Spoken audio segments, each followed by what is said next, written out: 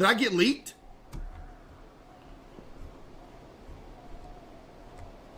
Chad, y'all say I got leaked. Chad, come on, man. Display subtitles. I'm assuming y'all want that on. All right, bet. There we go. Chad, how much does subtitles add to a game? Or to like an experience? Does it add a lot?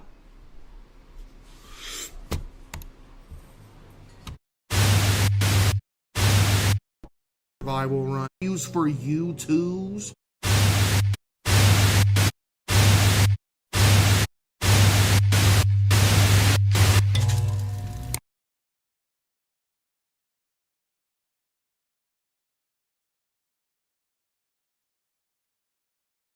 I have a confession. Hi, how can I help you? I'm not sure. What do you think I should get? Yep, that's me. Absolutely never knowing what to order.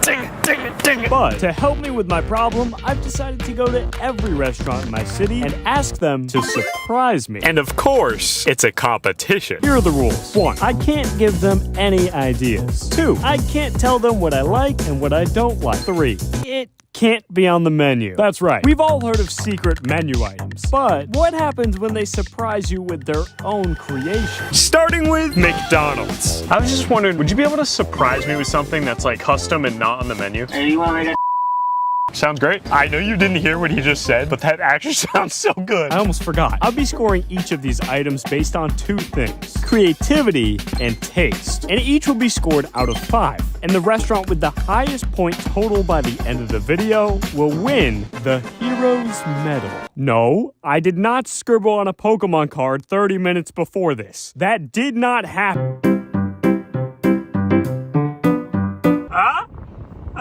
Yeah, buddy. Anyway, back at McDonald's. What would you name it if it was on the menu? It's a what? I don't think I can put the name of this on YouTube. Let's see what we have here. It's a normal cheeseburger, but it also has a chicken patty. Here goes nothing.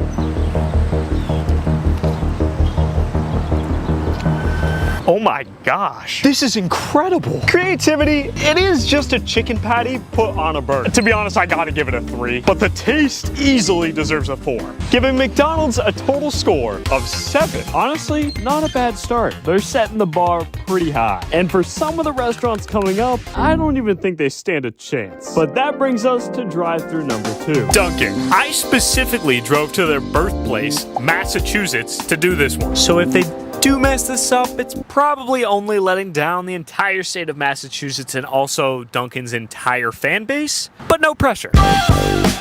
Would you be able to surprise me with something that's like custom and not on the menu? Are you allergic to like anything? Nope. Is that it? That's it, yep. No idea. She told me no info. This is a pure surprise. How's it going? There you go, thank you. Oh my gosh, that is insane. Thank you so much. What's the name of this? Oh, I don't even know. We just created it. All right, wait, you gotta make one up. What do we got? I don't even know, dude. You don't know? Okay, no worries, thank you.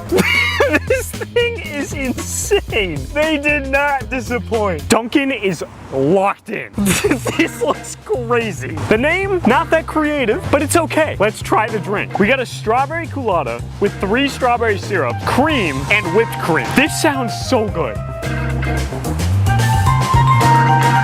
Yo, oh man. If you like strawberries, this is incredible. Creativity. If they had named it better, it would be a 4. But because they didn't, it's a 3. And the taste, I gotta go 4.5. Giving Dunkin' a total score of 7.5. Side note, this drink is beautiful. I would get married to it if I could. Dunkin' takes the lead. But after I finished my drink, it was time to go to the next drive-thru, Taco Bell. I'm genuinely kind of scared for this one. I can't help but feel like they probably have the potential to send me to the hospital. Let's really hope that doesn't happen. But you know what? At least it's not as scary as the final restaurant in this video.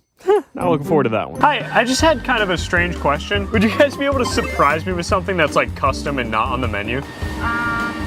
Let me ask my boss, 1 second. Yeah, of course. Yeah, we can do that. Great, thank you so much. Thank you so much. Can I ask what you would name it if you had to name it? The stuffed burrito. I love it. Thank you so much. The stuffed burrito. Looks like your standard burrito. I'm assuming the big difference is gonna be when I bite into it. What's the worst that can happen? Oh?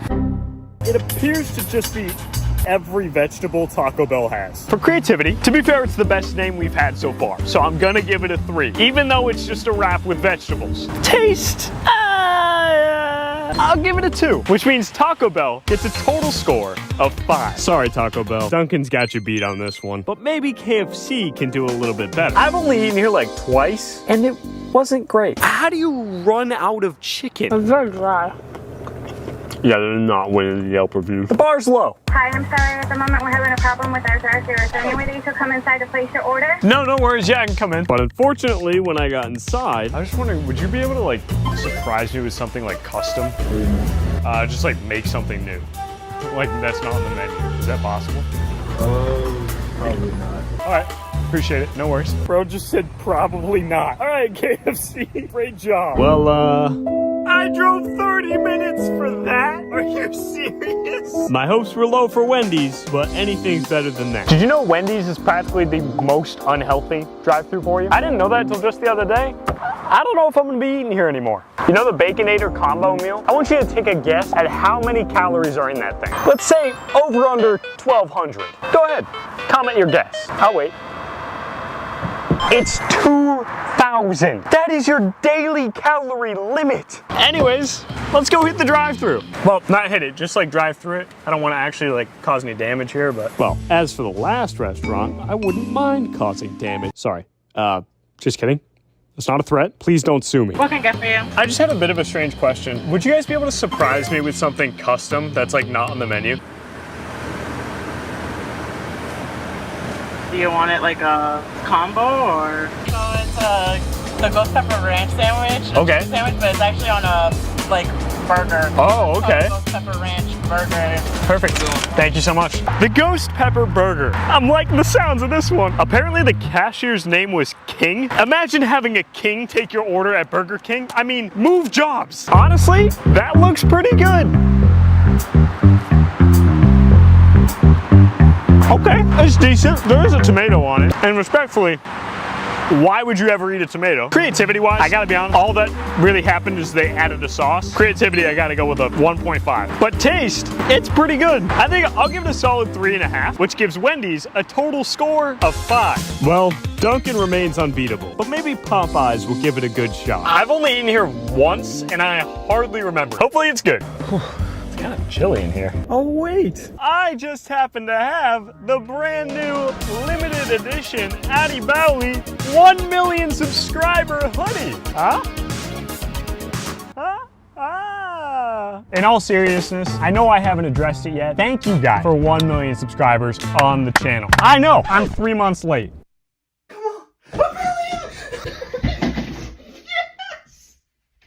I'm speechless. Turns out hoodies are really hard to make. Thank you for just being a part of the channel, truly. Because this has been a dream since I was like 8 years old. But if you want to get yourself one of the super limited 1 million subscriber hoodies, they got actual like gold print on them. Check out addybowley.com. I'll even throw in a discount. Use this code at checkout. Anyways, would you be able to surprise me with something that's like custom and not on the menu? Depends, you're talking to the GM here. What were we Honestly, literally anything. Okay, what I have in mind here is I would like to instead, normally we do our 5-piece classic tender in a poultry batter. Okay. They do have a buttermilk batter as well. However, you will have to wait about 4.5 minutes for those to be dropped fresh for you. Is that okay? Yeah, sure. Sounds great. How's it going? Yep. Hi. Thank you so much. I think this low-key might just be on the menu. Let's see what she looks like. It's just chicken. Whew. Okay, that is actually fire. The taste is easily a 5 if they weren't disqualified. I don't know if you remember rule number 3, but it can't be on the menu. Yeah, sorry Popeyes, I can't let you get by with that one. They were absolutely delicious though. And I'm gonna savor it because that last restaurant, but maybe DQ will follow D's rules. Ugh. I'm so sorry. Oh, one other random fun fact that I thought was cool. It's this is the fastest Dairy Queen in the world. Yeah, just figured I'd throw that out there. Thought it was pretty cool. Yeah, I'm timing them. Hi, how's it going? Would you be able to surprise me with something like custom that's not on the menu? You want a fry? Sure. They might be too focused on speed. I'm just saying, they could mess this up. 596 please. Yep. Thank you. Thank you. Very well. Perfect. Very well. Thank you so much. You too. 4 minutes, 35 seconds. I'll be honest, that was pretty impressive. But will my blizzard be? Honestly, I don't know exactly what I got. It says brownie batter blizzard sub CD for brownie. It's melting everywhere. I gotta rush this.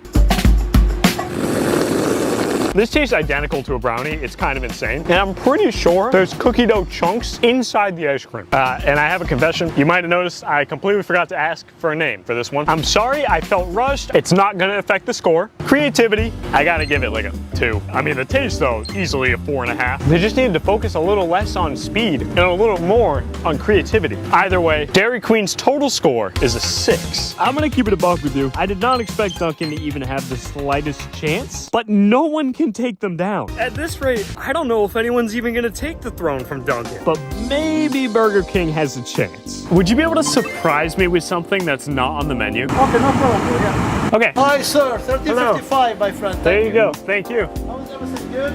Good, good. How are you doing? Hopefully you like it. I don't know. I'm excited. Okay, bro. What would you name it if it were on the menu?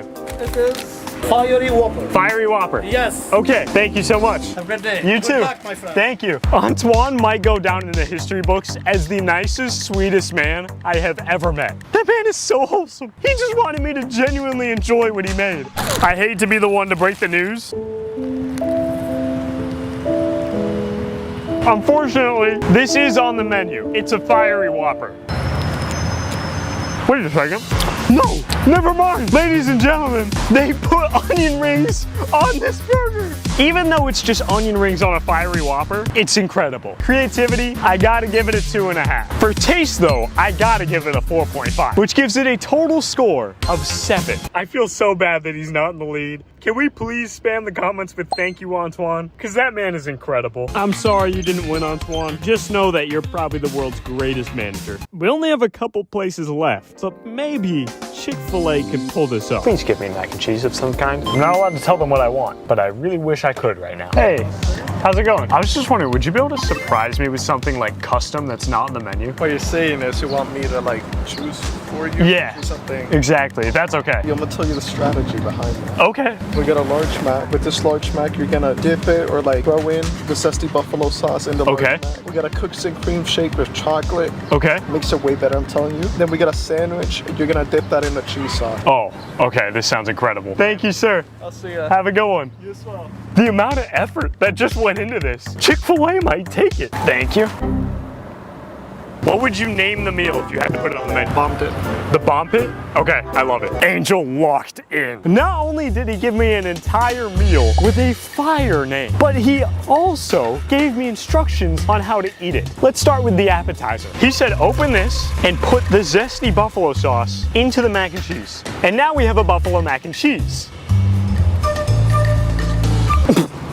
Oh, spicy. So now we have a chicken sandwich and cheese sauce. I didn't even know this was an option, but you dip this in the cheese sauce. Oh my, come on now.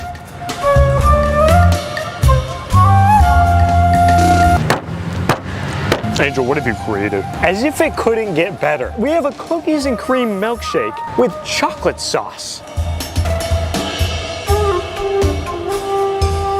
Stop the cap right now. I mean, we can just end the video. No one's beating this. Angel, this should be in history books. You have changed Chick-fil-A forever. Creativity, he made a 3-course meal. I have to give him a 5. As for taste, look, I'm gonna give it a 4.5, but just know it's only so that the last restaurant has a chance at beating him. Not only do they take the lead, but they take the lead with an almost perfect score. But there was still one restaurant left.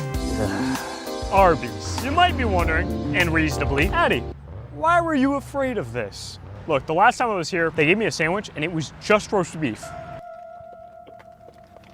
Why is there nothing but roast beef? It's haunted me ever since. Who does that? Thank you for choosing Arby's. How can I help you? Hi, I just had a bit of a weird question. What's that? Would you guys be able to surprise me with like a item that's not on the menu? We can do the meat mountain. Cool, that sounds great. You got the meat mountain? Yeah, is that what it's called? Meat Mountain? Yeah. All right, cool. Yeah, because I really want to eat a sandwich called Meat Mountain. Thanks. Why does she seem scared to give me it? How big is the sandwich? Be careful with that. Alrighty. Have a good day. Thank you, you too. Did she just warn me to be careful with that? Nobody believed me. I was scared for a reason. Do you have any idea the amount of power you have to say be careful as you're handing someone a sandwich from your restaurant? This bag probably weighs 2 pounds. It's just a ball. It's the size of my head. Are you seeing this? No, this actually can't be legal to serve. Is it every meat they have in the restaurant? Arby's, they definitely have the meats.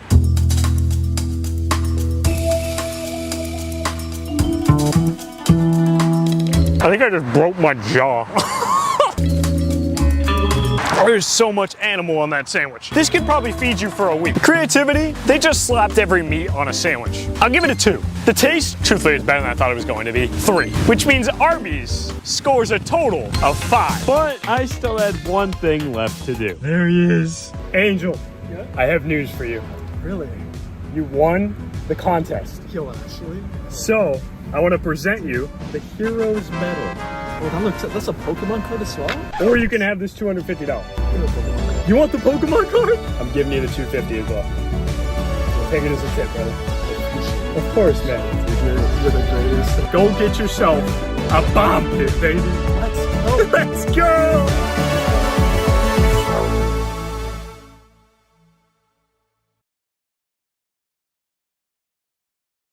Five, 4, 3, 2, 1. Happy New Year! Oh my god. Yeah, let's go. For my New Year's resolution, I'm gonna go on a diet. Nice. Oh, and I'm gonna quit vaping. Let's do it. Oh, and I'm gonna go vegan. nice. And I'm gonna stop beating mommy. 3 days later. Man, fuck the diet. Right? I didn't even want to go vegan anyways. Wait, guys. Where's Jonathan?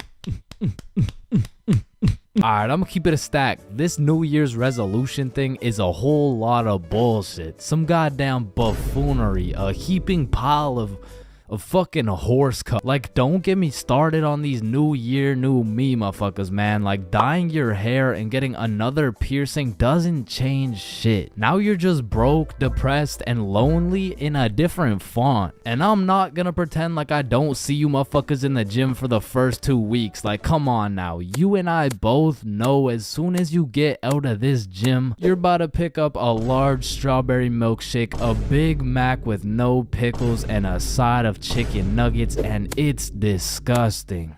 But Chains, how do you know down to the exact specifications of the order? Cause shit, I'm about to get the same damn thing. Because the devastating truth is a new year doesn't change jack shit. And if you're watching this in 2022, I'm really not trying to kill the hopes and dreams of 2023, but let's be honest, if you really wanted to be jacked, you would start working out, bro. Like, I hate to be the bearer of bad news, but the earth orbiting the sun one more time isn't gonna get you any bitches, bro. Cause trust me, I would know. Now, as a stick man like myself, I can't fuck with New Year's resolutions because it's always the same shit. Like 3, 2, 1, Happy New Year's. Oh, hey man, Happy New Year's. Well, what's your New Year's resolution? Oh, it's 1080p. What about you? Oh yeah, same.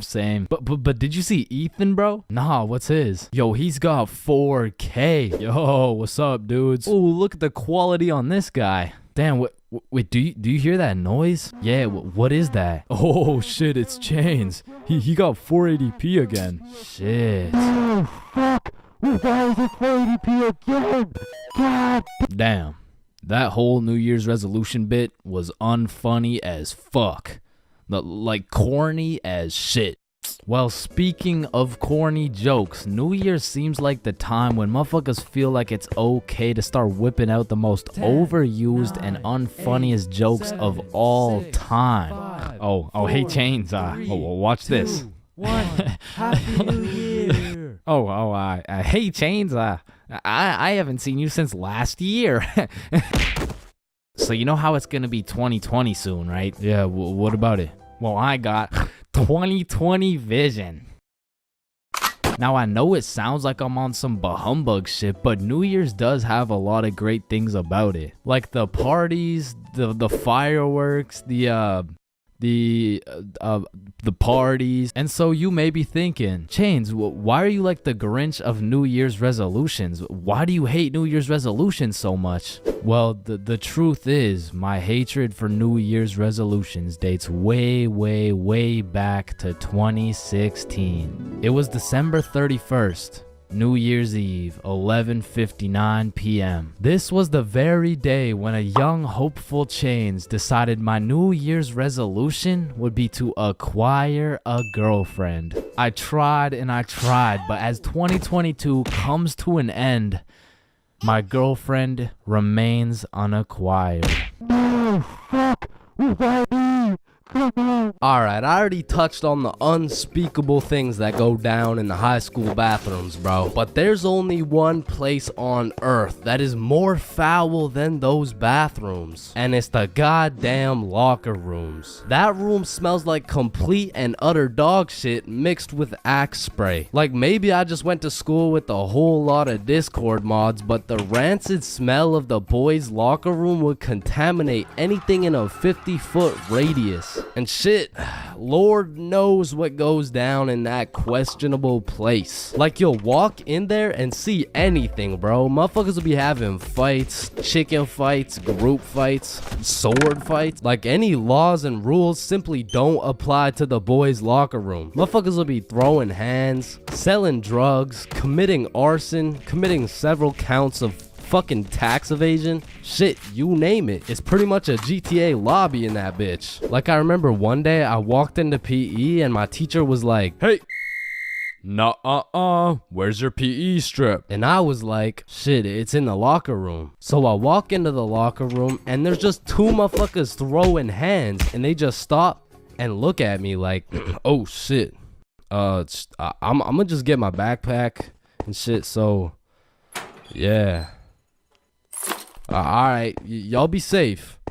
And then they just went back to beating the shit out of each other. Now listen, I don't spend too much time in the girls' locker room, but anytime I walk by there, that shit smells like rose petals and rainbows. So I can only imagine there's no group fights, no chicken fights. Hopefully no fucking sword fights. And bro, you deadass can't leave shit in the locker room. Like if you leave anything not locked up, it's gone. These kids are ruthless, bro. They're snatching your wallet, your phone, your clothes. Shit, they're taking your PB&J sandwich. And the thing is, if you want your PB&J back, you're gonna have to get it back in blood because there's no laws in the locker room. See, if someone snatched my sandwich in math class, I'm turning into 6'9", bro. Mr. Cumminson, Jordan Johnson here, who lives on 123 Stickman Drive, postal code STK53Z, just stole my peanut butter and jelly sandwich my mom made me, so I'm gonna need his ass suspended. But if you try to tell a teacher about anything that happened in the locker rooms, they don't give a fuck. Mr. Principal, Jordan Johnson just stabbed me and stole my backpack, my phone, my wallet, and my ID. Damn, I'm sorry to hear that. Where did this happen? It was in the locker room after PE. Oh, you said the locker room? You're just gonna have to get it back in blood. Back in blood? What are you talking about? Yeah. I'm not gonna lie. The way you're snitching right now, you kind of look like a bitch. But yo, one time me, Billy, and Bob were coming back to the locker room after some good old dodgeball, and Billy notices a dude rummaging through his backpack. So he's like, yo, what are you doing, bro? But when he turned around, Billy was bamboozled to find out the kid rummaging through his bag, he was special. And there was just this moment of silence. Yo, am I supposed to like beat his ass right now? Or bro, I'm sure you didn't take anything. Just politely ask for your bag back. All right, yeah. Oh, hey man, can I get my bag back, please? And the kid just hugged Billy, and then he left. And I'm still confused to this day, but I'm gonna be honest, locker rooms weren't all that bad, cause sometimes you'd walk in that hole and they would just be throwing a party. Now it still smells like ass, and there was literally no females, but it was still kind of lit. Like you'd walk in there and it would transform into the club. Shout out my Lego, that's me. I'm in this bitch with TP. I'm in this bitch with Ultra. Or you'll walk in there and they'll just be giving out free pizza. Like walking into the locker room is a gamble. You might walk in there and get robbed, or you'll get some fucking pizza. I don't know. But what I do know is there's only 10 types of dudes in the locker room. Starting with that one kid who must have thought it was the 1800s the way he was whipping motherfuckers. Next, we got the poor guy who's just trying to change. He's quiet, he's normal, and he changes. It's a locker room, so it makes sense. Then we got that one poor soul who gets absolutely cooked by the entire locker room. Yo, why is Kevin built like Mike Wazowski? Bro's got no neck. We're stick men. None of us have neck. Shut up. You skip neck day. He skips neck day. Next, we got Bob. Bob's just that guy that casually takes his shirt off, and he's built like Giga Chad. Like, shit. Fucking sexy ass Bob. And I don't know why, but there was always that one guy who thought it was a good idea to just whip his nuts out. Unprovoked, uncalled for, completely out of pocket. Like, what do you look like with your nuts out in a room with 30 half-naked sweaty dudes? Like, personally in that situation, I'm keeping my balls in my boxers. Thank you very much. And bro, tell me why there was always one kid who was just dousing himself in Axe spray. And it's always the mustiest motherfucker doing it too. Like, who's gonna tell him that Axe spray doesn't replace taking showers, bruh? And I don't know about your locker room, but for mine, there was always a dude eating. Like, out of all the places on earth, why are you eating in the locker room? Like, for some reason, there's something about eating around a bunch of dudes in their boxers that just doesn't sit right with me. I mean, simply by bringing that sandwich into the locker room makes it contaminated. That sandwich will be tasting like wet dog and Axe spray. And next, we got the kid who just makes as much noise as humanly possible. Shut the fuck up. And then there's that one dude who decides he's having a shower. And all power to that guy, but personally, there is no fucking way I'm showering in school. Like, I can't trust this little door to stop these menaces from breaking into my shower. Cause remember, there's no laws in the locker room. Like, it's no jail, but I'm sure if you drop the soap in there, you're gonna get violated. And of course, you got the fiend. There's always a dude fiending for a vape in every locker room. And it's low-key worse in the locker room than the bathrooms. Like, these locker room fiends would do a little bit too much for some nicotine. I've seen them pay $5 for a single hit, and fuck, I don't want to know what they'll do for a hit when they run out of money. And still, I'm not gonna lie, the high school bathrooms get wild. They'll be hotboxed, there'll be fight clubs, but the thing about the bathrooms is a teacher can walk in at any time and get every student suspended. Like, even the poor kid taking a piss will probably get suspended just by association, which is exactly why the high school locker rooms get so fucking rowdy, because there's truly no teacher strong enough to stop the buffoonery that goes on in these locker rooms. So they don't even try. Shit, I don't care if your teacher is John Cena. There is no single man who can put a stop to the fuck shit that goes down in the locker rooms. But there is one thing that can: a female.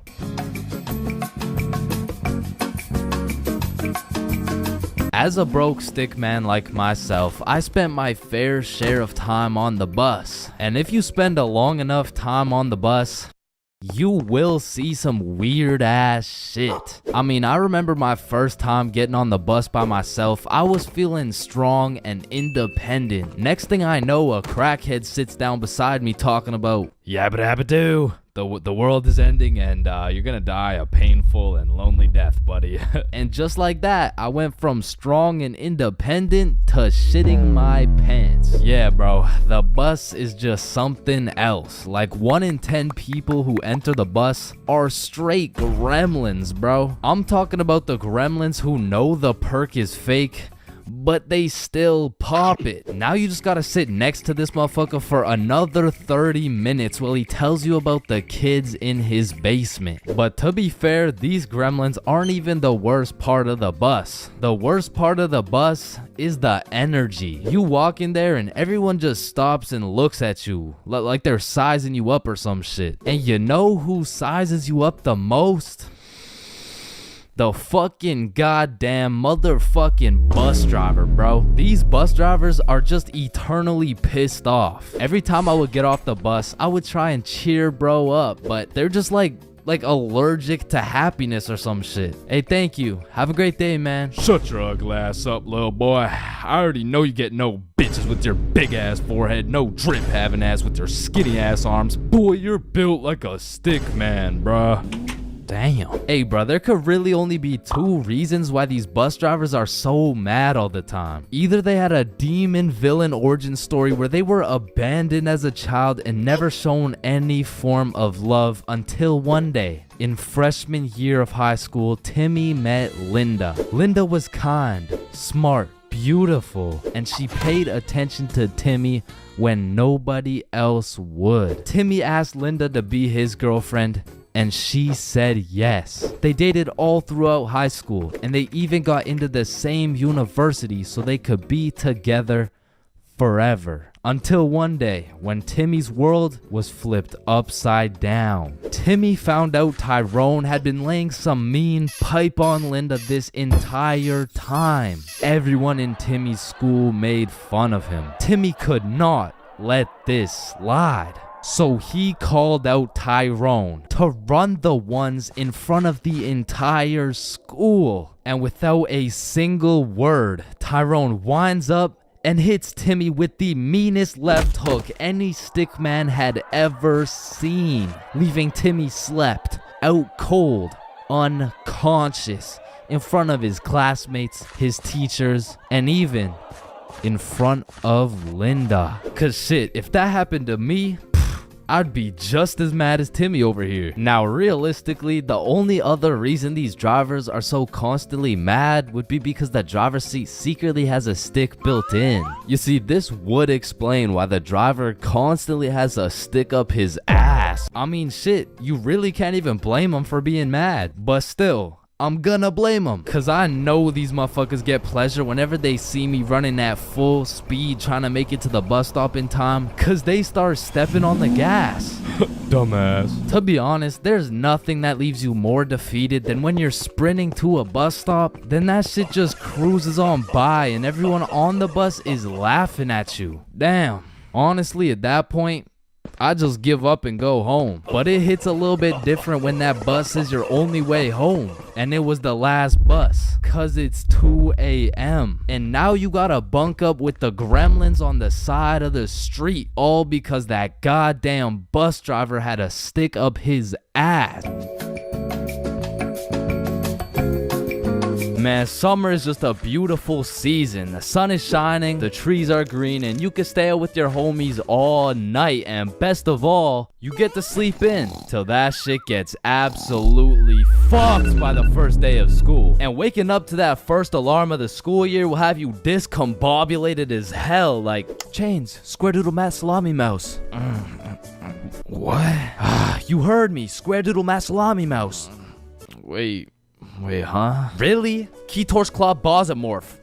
Man, what the fuck are you talking about? What the fuck? And even though getting out of bed early hurts your soul, it's absolutely necessary you spend at least 5 minutes staring at your wall, contemplating your entire life. And if you're a real G, you laid out your toughest fit the night before, so you're low-key hyped to rock that shit to school. So you throw on your new shoes and flick up for the first day of school. And then you walk over to the establishment where you will not only pursue your educational prowess, but you may also dabble in what some call stunting on these hoes. And man, I will say, linking up with your boys on the first day of school just hits different. Like, I be reuniting with the homies like I didn't just see them 12 hours ago. And we're all happy and shit until the school bell reminds me I just got my ass locked up for another 10 months. And I don't know about y'all, but I don't think I've ever made it to my first class of the year on time. Like, it'll be 9:15 and my dumbass will still be trying to figure out how to make it to room 347 by 8:55. And walking into your first class of the year late has to be one of the most uncomfortable situations you can experience, bro. Because the teacher will be like, oh, and who are you? Oh, I'm Chains. Well, Chains,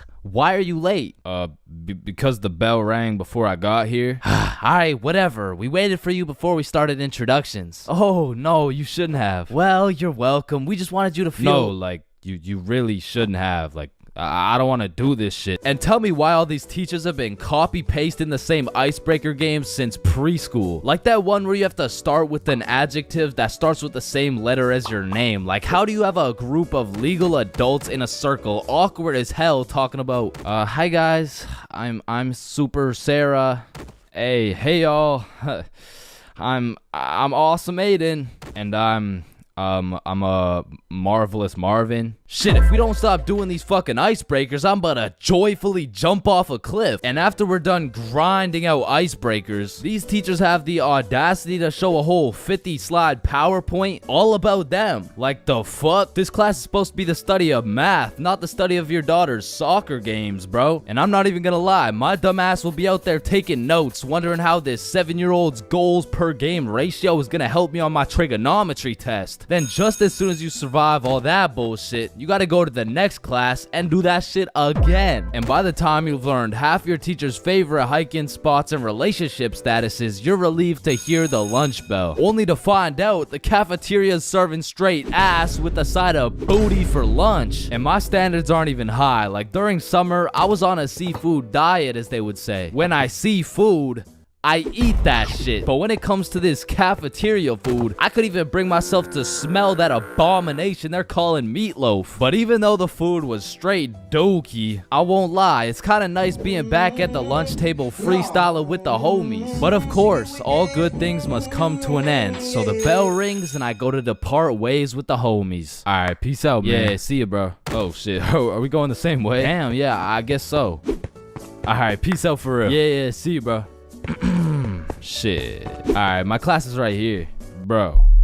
Me too. Oh, shit. Let's go. Alright, class. I'm gonna be taking some attendance. Correct me if I get your name wrong. Jason. Here. Billy. Yo. Megan. Present. Chains. Here. Charlie. That's me. Bob. No fucking Bro. way. Is there any Bobs in the room? Yo, do you hear that? Is that intro music? Does anyone here know a Bob? Oh, man, nothing beats a class where you got all the boys sitting together. Like, from the jump, you already know you're all about to fail the fuck out of that shit, but it's gonna be fun as hell. Alright, so, everyone introduce yourselves and tell us what you did over summer break. My name's Bartholomew.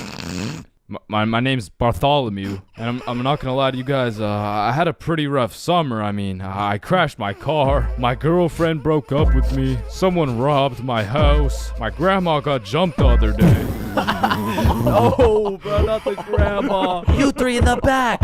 Disrespectful. And what's crazy about the first day of the school year is how these teachers will act all nice, talking about, it's so lovely to see all your beautiful faces, and it's also nice to see you, Aiden. Wait, what the fuck? We're gonna have an amazing, fun year, and guess what? There's no homework today. Knowing damn well they're about to make up for it with twice as much homework tomorrow. Like, they'll for real be handing out kindergarten-ass coloring sheets the first day, and then tomorrow you're getting your ass whooped by some calculus worksheets. And I didn't even talk about the motherfuckers you'll be seeing in the halls on the first day. Like, I don't know what these dudes be going through in those 2 months, but motherfuckers be going from Arthur Kennedy to AK real fast, bro. Oh shit, is that you, Arthur? Whoa, G, don't be dropping the government name like that. Government name? But that's just your first name. Hey fam, it's AK. Aye, man, what you been up to, bro? Hey fam, I'm trapping, trying to make it out of the mud, you know? The mud? you live in a gated community. Oh shit, that's the ops right there, fam. Get down. The ops? That's just fucking Edward. Or the way these new freshmen be walking like they're scared a senior's gonna slap the books out of their hands and take their Fortnite V-Bucks gift card. Like, bro, you freshmen are worried about the wrong V-card. Like, I don't know why, but the day these kids go from sophomore to seniors, they instantly decide to pull an EDP. Like, bro, you're 18 and she's fresh out of middle school. That's a whole crime. But that's not the only crime motherfuckers be committing on the first day of school. Some dudes be pulling up to school with the most atrocious fits known to man. Like, there's no fucking way you laid out this ramen noodle chicken soup ass fit the night before, slept on it, then woke up and thought, oh yeah, the hoes are gonna love this one. Like, I'm not gonna lie, you could never catch me wearing the types of fit these motherfuckers be wearing, bro. Like, that shit should have never made it out the closet. Like, I don't condone bullying, but all I'ma say is, your actions have consequences, bro. Speaking of consequences, every year it seems like the rules teachers tell you on the first day keep getting more strict. Like, you'll be walking into the first class of the year all jolly and shit. All of a sudden, you're getting your shit smacked by the longest list of class rules you've ever seen. Hey class, I'm super excited to have you. We're gonna have so much fun this year, but first, I'm gonna go over some of the class rules. Okay, so there will be no negativity, no phones, no food, no talking when I'm talking. Actually, no talking ever, no laughing, no smiling, breathe as quiet as possible, no washroom breaks, and last but not least, no having fun. So yeah, guys, like I said, I think we're gonna have a lot of fun this year. And just like that, man, summer's over and you're back to school. It's possibly one of the worst times of the year. Like, do you really think it's a coincidence that when school starts up, the sun just starts hiding and the leaves start dying? You see what I'm implying? But I will say, one day you might just look back on these times as the good old days and you might just start crying.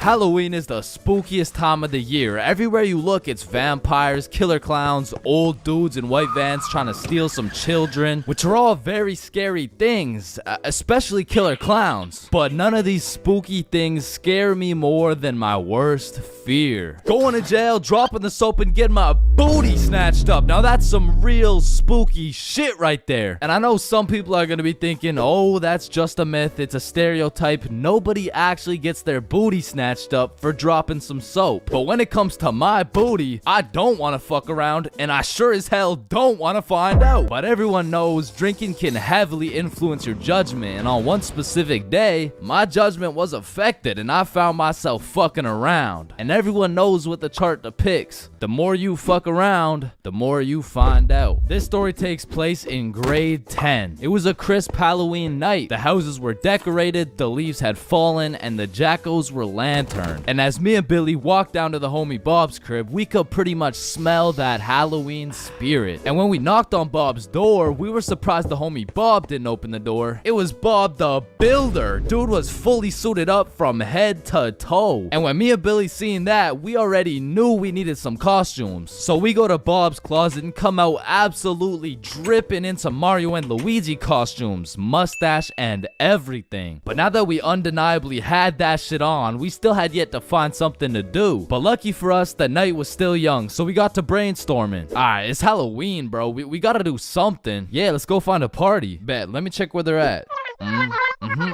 Okay. Yeah, there's no parties, bro. Fuck. I mean, we could trick or treat. Shit, we might have to, bro. And just as 3 15-year-olds decided we would knock on strangers' doors asking for candy, our Halloween was looking grim. And not in a good way. But you know what they say. Can we fix it? Yes, we can. Because Bob pulls through and sets up a goddamn 3-man mission. And just like that, Halloween goes from an L to a W night. And I thought the homies and I couldn't get more hype, that is, until Bob pulls out a bottle of Hennessy. And you would have thought Peach took the kids the way I was abusing that bottle. And we passed it around until we were all tipsy. Then we started walking to Chloe's house for the little Halloween 3-man. And it was already 9 p.m. at this point, so we're walking through the neighborhood admiring these decorations when we see the creepiest house of them all. It was Chloe's crib. So we walked through a whole graveyard just to knock on the door, and Chloe opens it looking like a whole angel. I mean, like literally, like she had the halo and the wings and shit. So we go up to her room where her two friends Lucy and Mia were, and we sit on her bed. And I'm not gonna lie, it was a little awkward, bro. I was sitting there with my Mario fit, my little mustache, like, so, Chloe, why'd you choose to be an angel? I don't know. I just liked it. Why'd you choose to be Mario? Shit, you know, Mamma Mia, am I right? Shit. Fuck. Then Chloe whips out some tequila and all of a sudden we're playing drinking games and shit. But honestly, I was just trying to get drunk, so it'd be like, haha, drink up. Oh no. Alright, it's your turn.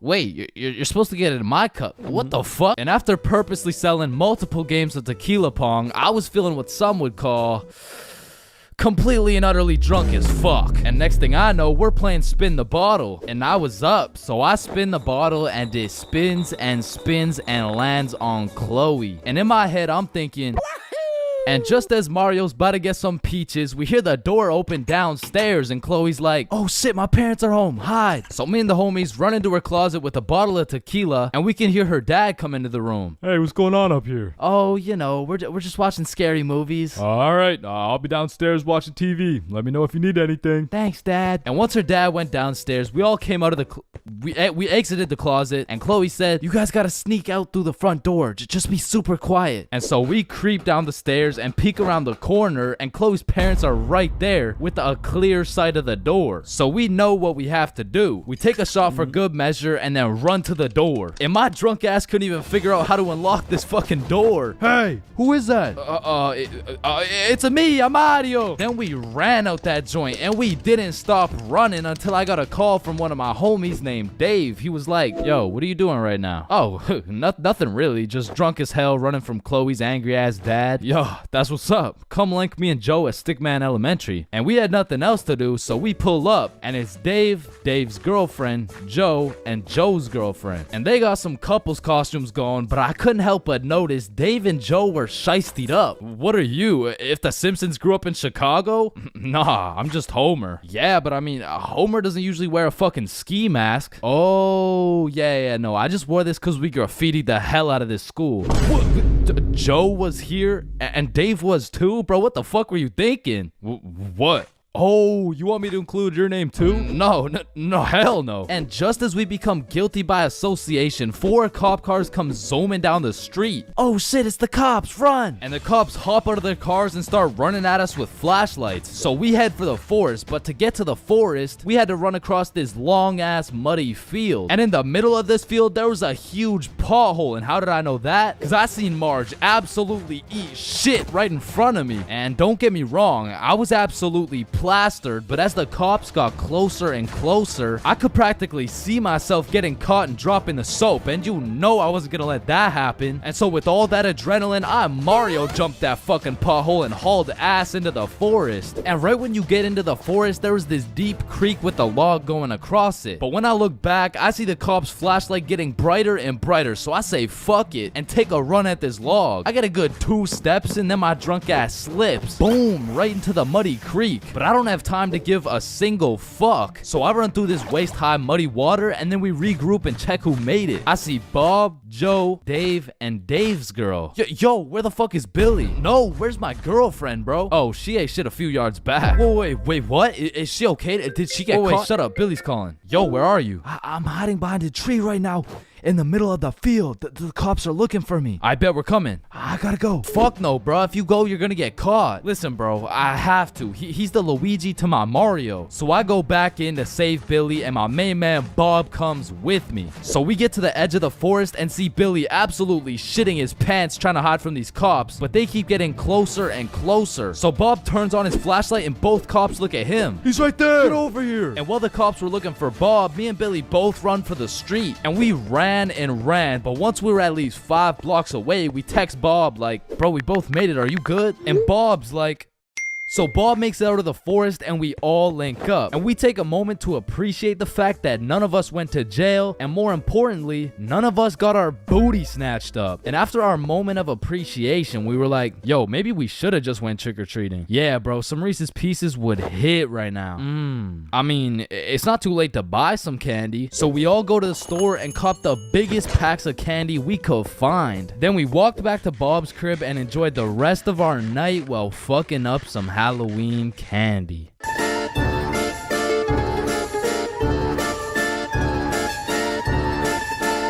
Man, way back when, there was a time when you couldn't catch anyone under the age of 30 chiefing a vape. Until one day at Vaporizer Laboratories, they were cooking up and made a flavor that would change the game forever. Cotton candy. Now this revolutionary flavor forced these grown-ass 30-year-old men to take a good look in the mirror and ask themselves, Damn, what do I look like as a grown-ass man sucking on this goddamn cotton candy stick? so they do what any responsible adult would do. They give it to their children. I mean, shit, kids love cotton candy. All of a sudden, business is booming for Vaporizer Laboratories, so they start cooking up even harder. Boom, Sour Patch Kids juice. Boom, applesauce juice. And boom, baby food juice. These babies will be sucking that shit like a soother. Kids' first words will be looking like, yo. Oh my god, honey, Jackson's gonna say his first words. Yeah. Oh, let's hear it. Yo. Yo, Pops, well, let me bum a hit off that 50 Nick Guava Ice, G. Yo, just wait till they drop that breast milk flavor, bro. Shit, these newborn babies won't even know what hit them. They'll be returning customers for life, which will probably be like 12 years max. Now, the reason I say all this is to let you know that vaping not only intruded my high school years, but also my years in middle school. I was first introduced to these bad boys at the ripe age of 13. And with a little bit of that good old peer pressure, I folded, bro. Like, what was I supposed to do, bro? Like not take the hit?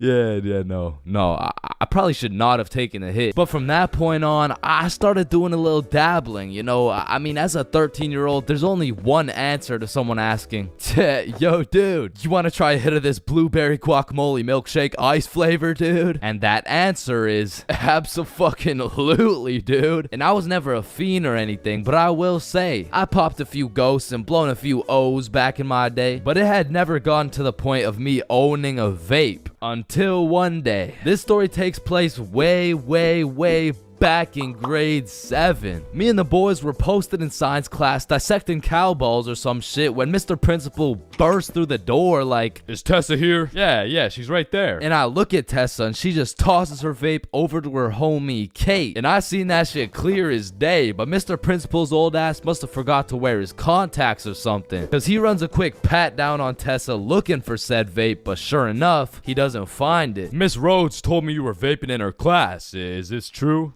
No, I would never. Okay. And then the bell rang and everybody knew what that meant. It was nut break. Now, I don't know who the fuck decided to name our recess nut break, but I will say most of the students understood that that shit was short for nutrition break. However, some kids took it a little too literally. Weird ass school, man. But this specific nut break, you best believe me and the boys weren't busting nuts or eating nutritional foods because Billy had something else on his mind. Yo, who's got you smiling like that? Who, me? Nah, it's nobody. Yo, wait, you got a crush on Tessa? What? Tessa? Me? Yeah, I got a crush on. Yeah. Oh shit, go talk to her, bro. Talk to her. No, bro, it's simple. She's new to the school. She's probably looking for some friends. So just walk over and introduce yourself. You're right. I'm just gonna do it. Yes, sir. Hey, did I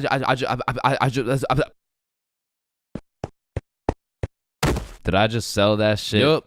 You did. Then the bell rings and we all go to PE class. Now in my middle school, your class was your class. You just have the same students and the same underqualified teacher teaching everything. Like, Lord knows Mr. Donaldson shouldn't be teaching PE, but shit, here we are. And so while we're playing dodgeball, I'm trying to coach Billy on how to confess his love for Tessa, but I'm gonna keep it a buck. I was speaking straight out of my ass, bro. I don't know the first thing about confessing love. Listen, bro, I'm the expert when it comes to confessing love. All you gotta do is walk up with confidence, introduce yourself, and then ask her to be your girlfriend, bro. Okay, simple. Let's practice. Hey, Vanessa. My name's Billy, and Do you want to be my girlfriend? Damn. And after the proper training, by the time lunch came around, Billy was prepared to do what had to be done. Alright, listen, bro. Whatever happens out there, me and Bob got your back. And remember, the worst she can say is no, bro. Alright, I'm ready. You got this. Hey Vanessa, I'm Billy. I seen you in science class today, and you were looking very pretty. And do you want to be my girlfriend?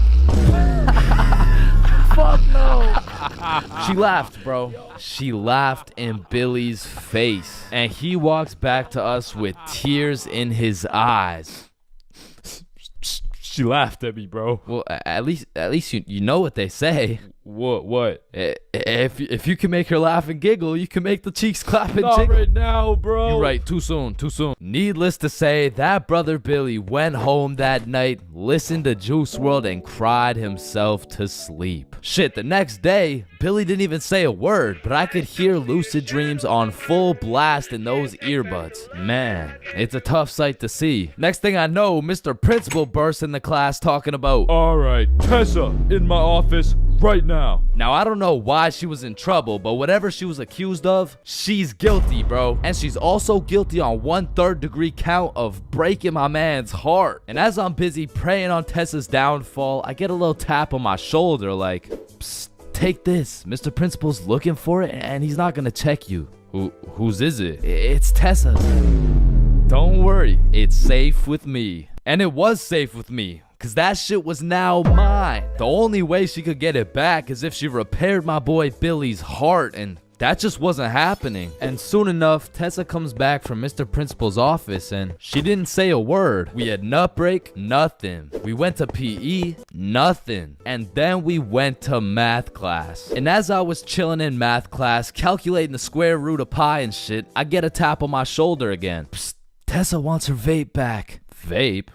What vape? The one I handed you this morning? You know, it was purple. Oh, that vape. Oh, yeah, no, I threw that shit in the bushes. So she reports back to the person who gave her the vape, and she reports back to the person who gave her the vape, etc., until Tessa finds out, and she looks pissed. So she whispers to her friend, who whispers to her friend, etc.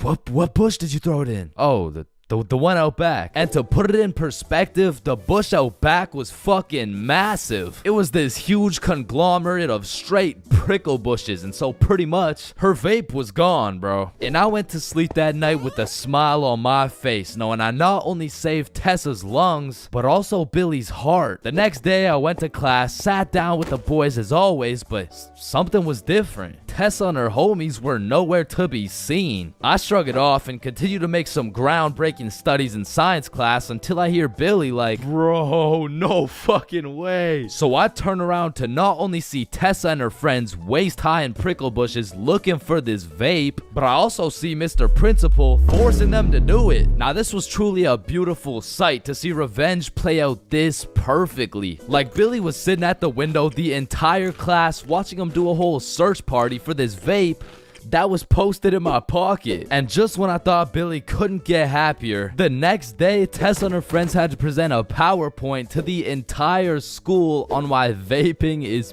bad. Vaping is bad because like when the vape enters your lungs, well, it's not good for your lungs. Man, karma is real, because not only did Tessa understand how it felt to be laughed at, but the next day my friend came up to me like, can I use that vape for the day? And I wasn't using that shit, so I said, yeah, sure. And at the end of the day, you'll never guess what she told me, bro. Yo, you still got the vape? No, I threw it in the bush out back. There's levels to friendships. I mean, you could have known your homie since you were 2 years old. You could have lived together. I mean, you could have survived the whole zombie apocalypse together. But shit, the truth is, you haven't truly experienced brotherhood until you and your homie have participated in a 2-man mission. Like, just look at Kobe and Shaq, man. That type of chemistry can only be achieved by running a two-man. Shit, I bet these motherfuckers were running two-mans every night. And you already know Kobe was laying down that Mamba mentality while Shaq had his girl, kneeling. But for those of you who may be wondering, Chains, what the hell is a two-man mission? Well, I'm glad you asked. It's quite simple, really. It's when you're gonna link with a girl, but you bring your homie and she brings her homie. And what this does is it sets an environment when you and your homie can dribble, pass, alley-oop, and ideally dunk that shit. Now, don't get me wrong, it's simple, but not easy. I remember my first two-man mission like it was yesterday. It took place when I was in grade 7. And it started when my friend Joe hit me up like, yo, bro, I'm going to this girl Sophie's house and her friend Ava's there. You trying to pull up? And I was like, am I trying to pull up? Hell yeah, I'm trying to pull up. So we show up to her house and I'm new to this whole thing. So I'm sitting there like, what now? We could watch a scary movie. Yeah, let's do it. I'm down. Well, actually, personally, I'm not a big fan of scary movies. Man, shut the fuck. So we're watching this scary movie, and to be honest with you, it was simply the best scary movie I'd ever seen in my entire life. So I was really getting invested in this plot. And Ava's like, oh my god, I'm scared. And that shit went way over my head. What? Why? It's not even at the scary part yet. And then only 30 minutes into the movie, Joe and Sophie are like, yo, we'll be right back. Oh, okay. Do you guys want me to pause the movie? Nah, it's all good, bro. And you see, what Joe just did right there was a calculated move. In basketball terms, he just set an ISO. So now it was 2 1v1s. And the situation was absolutely perfect, but the problem was, I actually liked the fucking movie. And that violates rule number 3 in section 7 of how to pull off a successful two-man. Never give a fuck about the movie. Because the truth is, the movie length is like the shot clock. If you end up actually watching the entire movie, you failed the mission. But I had no clue, and to be honest, I didn't even know what a two-man was at the time. So I got some popcorn and I was just watching the movie. But when the climax of the movie was about to come around, I did something that violated every term and agreement of the two-man mission. I went over to Joe and Sophie like, hey guys, quick, you're gonna miss the best part. Oh, fuck. And I missed the climax of the movie, but shit, I seen a climax. And needless to say, Joe never invited me to a two-man mission since. But you know I had to redeem myself, even if it was 3 years later when I was in grade 10. It was a Saturday night, and me and Bob were looking for something to do. And I'm gonna keep it a stack with you, bro. I had no motion. Like, my Snapchat was drier than a Popeye's biscuit, bro. But lucky for me, Bob had a roster. And I'm talking an all-star lineup of girls who just want Bob on their body. And I don't blame them. I mean, shit, I got Bob on my body right now. And you can too at chainsclub.shop. That's right, we got hoodies, shirts, beanies, socks, keychains, stickers, you name it. And starting at the price of $4.20, Bob can be all yours. Or if you want me,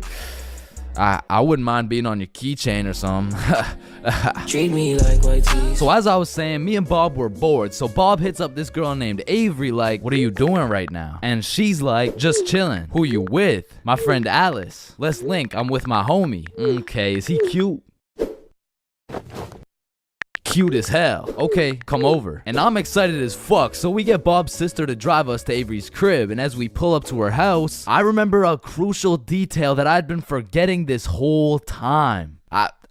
I was scared of the hoes, bruh. And as we walked up to her door, I was starting to get flashbacks of me and Joe's two-man, where Joe tossed up an alley-oop for both of us, and I blocked his shot, metaphorically and literally. And as I'm psyching myself up, Bob calls Avery to tell her we're here, and she's like, so, my parents are asleep, so you're gonna have to come in through my window. Shit. So we walk around the side of the house to Avery's room, and lucky for us, there's this big-ass window, and I'm like, yo, can you open it so we can get in? And she's like, it is open. Bro, only this tiny ass rectangle in the top left was open at a 60-degree angle. But that was our only way in, so I helped Bob up and through the window. But now I gotta get up there, and I'm bigger than Bob, so I put my head through and I'm trying to slowly creep into the room. And then I lean just a little too far, and I'm headed face first onto Alice's Alice's hardwood floor. And listen, Bob has come in clutch many times. He saved me from drowning, coyotes, getting in trouble, but out of all these things, I'm most grateful for Bob catching me as I fell through this fucking window. Because drowning and dying would have been pretty bad, like boo-hoo, rip chains, you know what I'm saying? But imagine falling through a window and eating shit face first in front of the hose. Like, I would have preferred the drowning, bro. But after that close call, I was a little flabbergasted, you know what I'm saying? But Alice has the audacity to ask me this loaded ass question like, oh hey, what's your name? Me? Yeah, you. It's the name's for real. Chains for real. Nice to meet you, Mr. Farrell. I'm Alice. And so we all just started talking and shit, but I keep noticing Alice was getting a bunch of text messages. And I remember thinking it was probably her mom or something, so I shrugged that shit off and I'm like, yo, we should watch a movie. Yeah, we should. God, yeah. And I wasn't about to make the same mistake I made last time. So I found the most dog shit horror movie on the face of Netflix and threw that shit on. And man, that shit was ass. In fact, it was so ass that we just started cuddling and shit. Like, what else was there to do? But now that we were close, I could feel the vibrations of Alice's phone getting a call, so she's like, 1 second, I'll be right back. And I wasn't trying to eavesdrop, but I could low-key hear what she was saying through the door. I'm just at Avery's house. We're watching a movie. Oh my god, okay, that's fine. Okay. But when she comes back, she puts a pillow between us. Like the same type of shit two dudes do to make sure they don't fuck in their sleep. And I'm trying to piece everything together. And as I'm coming to the conclusion that this girl has a boyfriend, I hear footsteps coming towards the door. And when the door opens, I'm fucking bamboozled to see a 60-year-old man who looks furious. And I'm just hoping this isn't Alice's boyfriend, because if it is, we got bigger problems on our hands. But as I seen the way this man looked at Bob, I realized he's Avery's dad. And Bob wasted no time jumping out that fucking window. But for me, let's just say that shit wasn't very elegant, because I got stuck for what felt like 5 minutes making eye contact with this grown-ass man. Well, what are you trying to seduce my dad or something? Like get the fuck out. And I'm not gonna lie, we ran, bro. And once we made it home, me and Bob were relieved. But when I go to check my phone, I got a little notification on Snapchat. And I'm expecting it to be Alice or maybe even Team Snapchat or something, I don't know. But I sure as hell wasn't expecting it to be a motherfucker named Ryan Donaldson. And Ryan must have woke up on the wrong side of the bed this morning, because he's like, what the fuck did you do, dude? So I hit him back with a, who dis? And he's like, Ryan Donaldson. Yeah, no, I can see your username, bruh, but I have no clue who you are. I'm Alice's boyfriend, bitch. And Ryan got his shit hit with an instant block, bro. And so the moral of the story is, if you're gonna hang out with a girl who has a boyfriend, turn off your snap maps, bro. Middle school is just an awkward place, bro. Like, middle school dances, awkward. Middle school speeches, awkward. And middle school relationships, in my experience, is the most awkward thing on the face of this planet. I mean, the girl's a whole foot taller, got a deeper voice, and shit, she could probably bench more than you, little bro. Like, I hate to break it to you, but you don't got a girlfriend. You are the girlfriend, bruh. Middle school just occurs at the craziest time in a teenager's life, because motherfuckers is just getting slapped by puberty out of nowhere. You'll be walking down the halls and see a bunch of kids who look fresh out of daycare. Then all of a sudden, you'll see a grown-ass man built like Shaquille O'Neal thumping his way down to math class. And attendance in middle school was looking like, Matthew? Here. George? Present. Daisy? Here. Owen? Here. Dude's balls would be dropping halfway through presenting their speech, like, and this is specifically why dinosaurs went extinct. And in middle school, nobody had drip. Like, dudes would be showing up to school in a neon green t-shirt paired with some bright red shoes looking like a fucking traffic light, while their haircuts looking like their barber cut their shit with one hand, well blindfolded. But to be fair, everyone had a shitty haircut in middle school, bro. And if you think your cut wasn't that bad in middle school, chances are your shit's probably still ass to this day. And just to make things worse, the cherry on top is that everybody's got acne. There's just all these hormones flying around, and these kids have no clue what to do with them, which is exactly why middle school beef is unmatched, bro. Motherfuckers will be throwing hands for no reason at all. And I don't know how, but somehow even the fights were awkward. It would be like, hey pal, I heard you sat beside my crush in class today. So what? You want to fight about it? I mean, like, if you wanted to. That like I'm not scared. Like yeah, we can fight. Okay, let's freaking go, pussy. Fuck, I wasn't ready. Sorry, was that too soon? No shit, Sherlock. Okay, you can hit me back so we're even. But if two dudes were throwing hands and their crush is watching, they're about to fight to the death. But the thing is about middle school fights, I didn't know this was possible, but somehow both motherfuckers end up losing the fight. I remember one lunch at my middle school, a dude whipped out some boxing gloves for no reason at all, and all of a sudden we're running a whole fight club. Kids would be betting their lunch money on who's gonna win and shit, but we never laid down any ground rules. So one day, JJ hit Timmy with a spinning back fist and put his ass to sleep. And I'm hyped, cause I just doubled my lunch money, but Mr. Principal didn't seem too hyped to see one of his students knocked out on the ground. So of course JJ gets in trouble because he's just that one kid who's always in trouble but never got expelled. Like I could have swore dude was on his third strike 5 strikes ago. But man, middle school had some characters, bro. There was that one guy that would walk through the halls, blast the music on his speaker, the kid who used to sit in his chair like this, the dude who hit puberty and midlife at the same time. Mr. Donaldson, can I get some help on the subtraction? Help on the subtraction? You look more like you need help on your taxes. No, subtraction's just hard for me. During recess, do you go check on the wife and kids? No, I just play on the monkey bars. Tell me, how do you manage to be in middle school and work a 9-to-5 job at the same time? The girl who thinks she's a horse, the emo kid, catch him in the back of the class with his hoodie tied up watching sad Bart Simpson edits, the kid who had to touch the top of the door frame before entering a room, girls who have to bring their Starbucks cup everywhere, the dude who's constantly emoting, and in order to find the answer, we can make a grid. Did someone say gritty? Right foot creep, ooh, walking with the heat. Of course, there's the kid who Naruto runs through the hallway, and then there's that weird ass kid who accidentally called his social studies teacher mom one time. It was probably an accident though. Fuck! And I have no idea why, but there's something about teaching middle school that had all these teachers going through a midlife crisis. I remember one day our science teacher was teaching us about rainbows. Does anyone know what a rainbow is? Yes, Jaden. Refraction of light through water droplets. Oh wow, that's right. How did you know that? Reddit. Oh, okay. Where did you read it? Reddit. Yeah, but where did you read it? Reddit. Jaden, I can't do this right now. Just tell me where you found this information. Reddit? God damn it, Jackson. You're the reason my children get their shit whooped every night. Now, I don't know what she had going on in her life, but the way she broke down talking about beating her children to a group of 12-year-olds really gave me the impression that she shouldn't be teaching middle schoolers, bro. And I don't know who was in charge of hiring these teachers, but I also had a deaf teacher, which, you know, it's cool and all, but it did make it a little bit harder considering the fact that, you know, she was the fucking music teacher, not to mention the fact that she was also half blind. And I think the idea there was that she could somehow feel the vibrations of the guitar or something, which didn't seem to work too well considering the fact that I got a fucking A in music and I can't play the guitar for shit, but I guess I just like I smelled good or something. I don't know. And I don't know about y'all's experiences, but I feel like kids were just mad touchy in middle school. Like you'd be sitting in math class minding your own business, then for no reason at all, a motherfucker would tase you in the side of the ribs. And I remember when kids first learned about these pressure points, it was all fun and games. Someone would just poke you in the ribs like,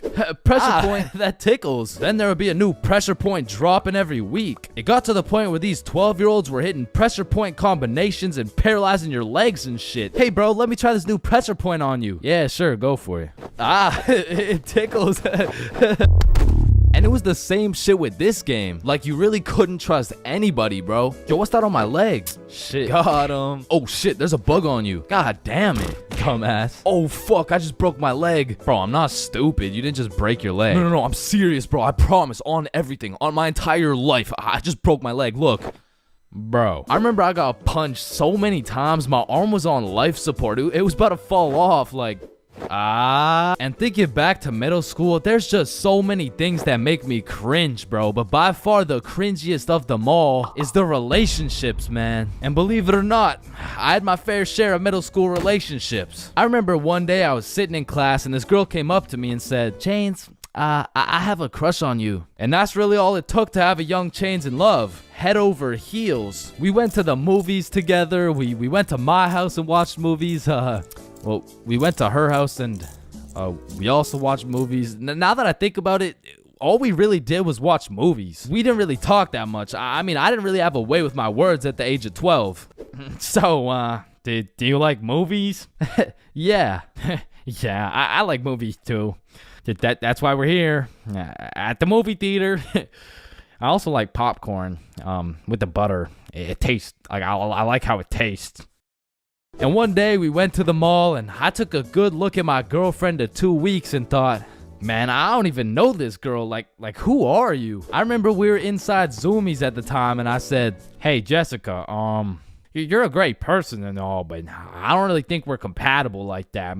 Maybe we should just break up. Which was probably the most words I've strung together during the entirety of our relationship. And she says with the straightest face, oh, okay. And then we proceeded to walk out of the mall and bus home together without saying a word. And I remember lying in my bed that night and thinking to myself, damn, I think I'm supposed to be sad right now. So I threw on my hoodie, tied it up, and watched some sad Bart Simpson edits.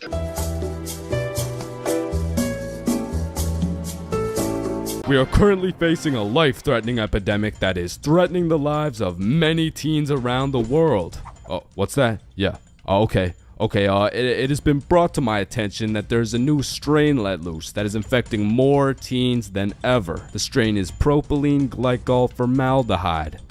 Street name, Guava Ice.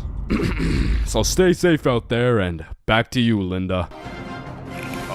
Linda? What? Oh shit. Man, way back when, somewhere in Timbuktu, a Homo sapien found a plant by the name of tobacco, and for whatever reason, somewhere in this dude's caveman brain, he decided, me. Smoke now. And that he did. And as humans slowly evolved, smoking did too. And soon motherfuckers went from looking all old and wise, smoking these big old pipes, to soon smoking cigars on some mafia boss shit, which turned into cigarettes. Now back in the day, if you were stressing, Doc would prescribe you a pack of good old cigarettes. Sore throat? Cigarettes. Oh, you got a cough? Here. Smoke a cigarette. But after a while, people's teeth started looking all British and shit, so they decided, boy, I don't think these are healthy, innit? So we decided we needed to make cigarettes better, and you know what makes everything better?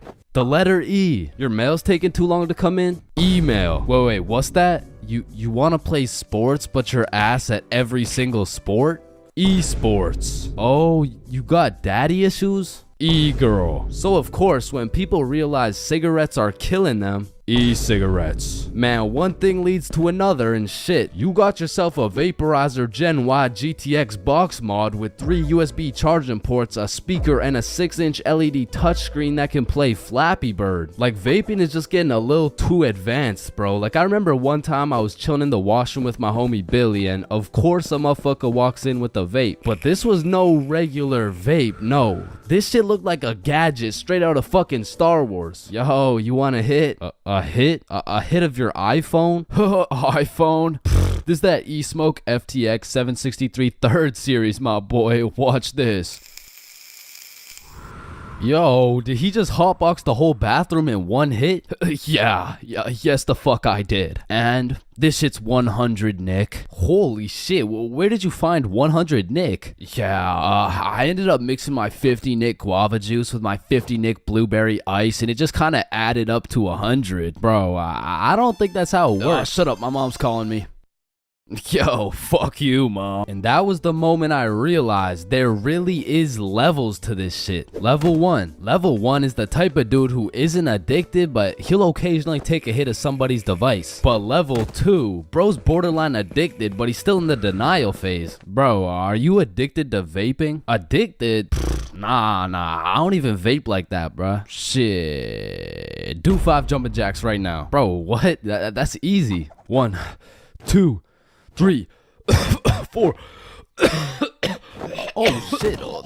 Level 3, the Fiend. This motherfucker is strapped up with some nicotine at all times, and even when he has a vape in his hand, this dude will ask for yours. And God forbid, if this Fiend loses his vape, This motherfucker will be stressing like he just lost his only child. A fiend without a vape is the exact equivalent of one of these purple minions. Dude will be itching for that shit, and Lord knows what that man will do for a fix. Level 4, the fiend who sells vapes. At this point, this dude's whole life revolves around vapes. In fact, I'm pretty sure they don't even breathe oxygen anymore. Like, in order to breathe, they need to inhale some chemicals that I can't even spell.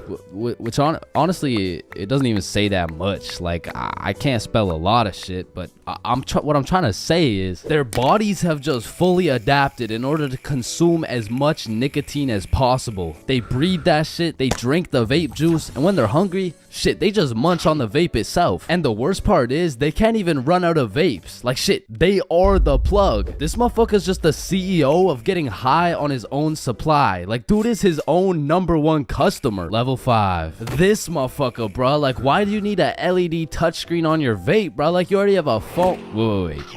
Did you just order that pizza from your vape?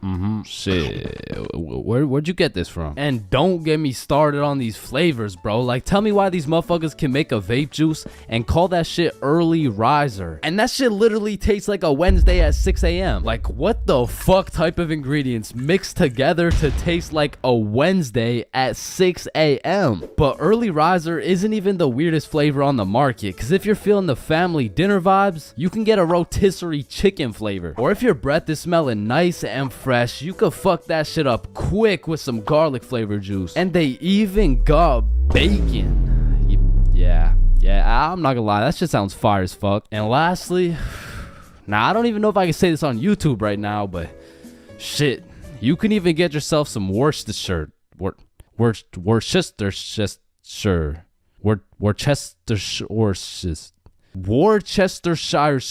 But regardless, I think we all know the home of nicotine, the eternal hot box, the communal vape sesh. It's the high school bathrooms, man. You walk into one of these joints and there's at least 15 dudes hot boxing that shit at like 10 a.m. You come in trying to take a piss and now you got a head rush. You walk over to the urinals, but it's so goddamn hot box, you start pissing all over the walls. But shit, you can't even piss on the walls in peace, man. You got that one fiend coming over to you trying to suck your device dry, and dude's so down bad for that hit that's not the only thing he'd suck dry. And listen, you may be thinking, Chains, how do you know what you know about vaping? And that's a great question. Back in the day, I was a curious little George, man. And back in grade 7, I was chilling at my friend Becky's house. And when I walked into Becky's crib, I was nothing but an innocent, curious young man. But little did I know, I would leave Becky's crib far different than I entered. So you know, me, Bob, and Billy are posted in Becky's room, and I was sitting with Becky. So Becky asked me, have you ever hit a vape before? Hell no, I hadn't, but you know I had to play it cool around Becky, so I said, yeah. Yeah, I do that shit all the time. And so, of course, she passes me the vape. And honestly, I didn't think this far ahead, but I was in way too deep to come clean now. So I put that shit in my mouth, and I sucked the fuck out of it. Pause. And because this was the first time anything had made contact with my lungs beside oxygen, my lungs started malfunctioning. And I was coughing up a storm, and my cool guy cover was blown, but I had to see it through. Oh my god, are you okay? This shit ain't nothing for a guy like me.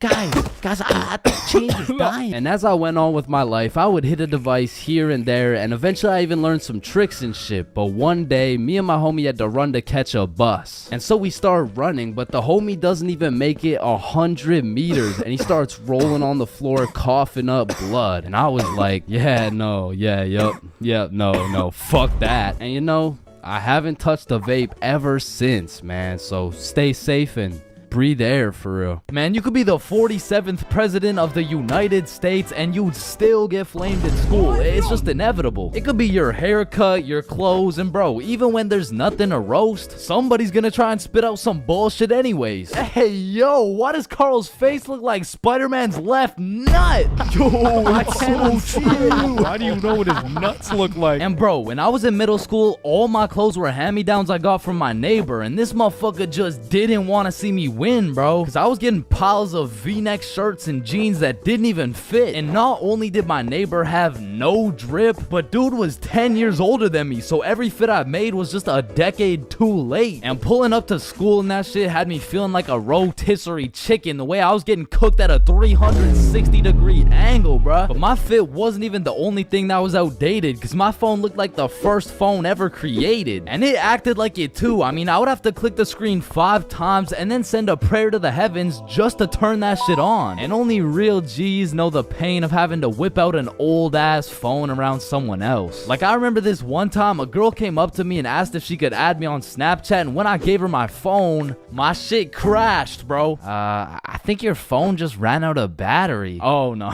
don't worry, sometimes you just gotta... Yeah, here you go. Actually, I have a boyfriend, so... Wait, what the fuck? And ever since that day, that phone was my #1 op, bro. So much so that the next time a girl came up and asked for my Snapchat, I started fucking malfunctioning, bro. Hey, can I get your Snapchat? No. Oh. Okay. No. It's just because I don't have Snapchat. Oh, well, what about your phone number? I actually don't even have a phone. You don't have a phone? Oh, well, I did, but then my dog ate it. You know? Oh my God, is your dog okay? Sorry, I don't even have a dog. I don't have one. Then who ate your phone? Fucking I did. Wait, was that? Nope. Like, I do appreciate all the hand-me-downs, because without them, I would be walking through the school butt-booty naked. But to be honest with you, if it was a choice, I would have rather been butt-booty naked. Because these V-necks were straight girl-repellent. Like, there's birth control, there's condoms, and then there's V-necks, bruh. But shit, I mean, you could still pull a lot while wearing a V-neck, but it's just like... It's just gonna be dudes. And just when you think I couldn't have been more roastable, my mom would be like, oh, sweetie, you need a haircut. No, please, mom, no. My mom used to take me to this shop that gave out $1 haircuts, bro, and these motherfuckers were straight speed running these cuts. They'd be asking what kind of cut you want while cutting your hair, and by the time you get to show them the cut you want, your shit is already done, bro. And my mom must have not been tipping them either, considering the fact that every time I went back, the cuts kept getting worse and worse, until one time I walked out there with my head bleeding, like I asked for a 2 on the sides, and she hit me with a -2. Now, don't get me wrong, when I pulled up to school wearing the most abominable fit known to man with the atrocious haircut and shitter phone combo, I got my shit roasted, flamed, grilled, sauteed, deep fried, and then thrown into the goddamn microwave. Like the type of flaming that has you going home and just taking an extensive look in the mirror, questioning if you should legally change your name to Albert and flee the country. But somehow, this motherfucker Carl got flamed even harder than me just for being Carl. Like, whenever a friend group is created, there's just one dude selected to be the punching bag for the entire group. And you know, I feel bad and shit, but like... it's better Carl than me, bro, so I'ma slip a few jabs in if I have to. Yo, what the fuck is Carl eating, bro? Oh, hell nah. Wait, whoa, Chains is eating the exact same thing. Nah, what? Your shit looks like it tastes like cardboard with honey mustard. Wow, how did you know? Like, Carl can't even get a little chuckle out without getting crucified, bruh. Damn, he's fucking that shit up. Looks like he hasn't eaten in weeks, bro.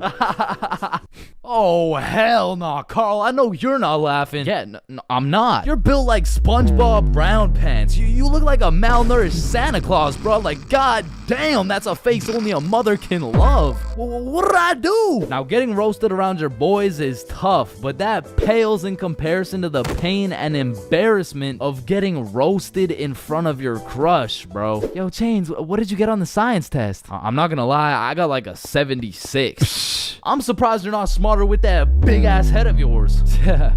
Good one, Joe. No, like for real, your shit is massive. Well, like the sheer amount of brain you could fit in that bitch should make you Einstein. You look like you should be pulling 10,000 IQ plays right now. You look like you got the solution to world hunger somewhere hidden in that big ass noggin. Like how do you even stand up straight with that absolute cranium for a head? But I remember this one time I got my shit flamed so hard in front of an entire audience that I was brought to tears. But I mean, I was 6.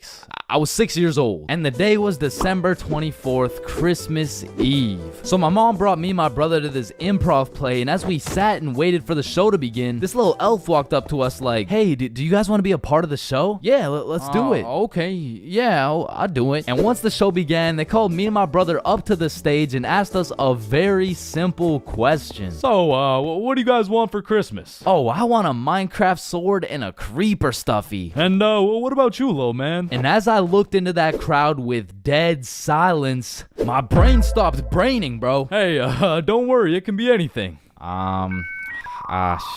I want, Just, kid, what do you want? I wanna... Man, I wanna... I don't really know what I want. Yo, who brought this fucking dumbass on stage, bro? Get the fuck out of here. Now I'm paraphrasing. I mean, I was 6. I don't remember exactly what he said, but that's what it felt like. And as we walked back to our seats, I was super embarrassed. But as the show started, it was actually pretty funny, and people had probably forgot about it by now. But 10 minutes into the show, a character walks on stage with some goofy-ass buck teeth. Yo, this guy looks stupid as hell. Oh shit. And this dude proceeds to absolutely cook 6-year-old me with no remorse. Hey, what's your name? I don't know. What? Okay, how's your day? Day? Day? What the fuck is a day? I don't know. Well, what do you know? No.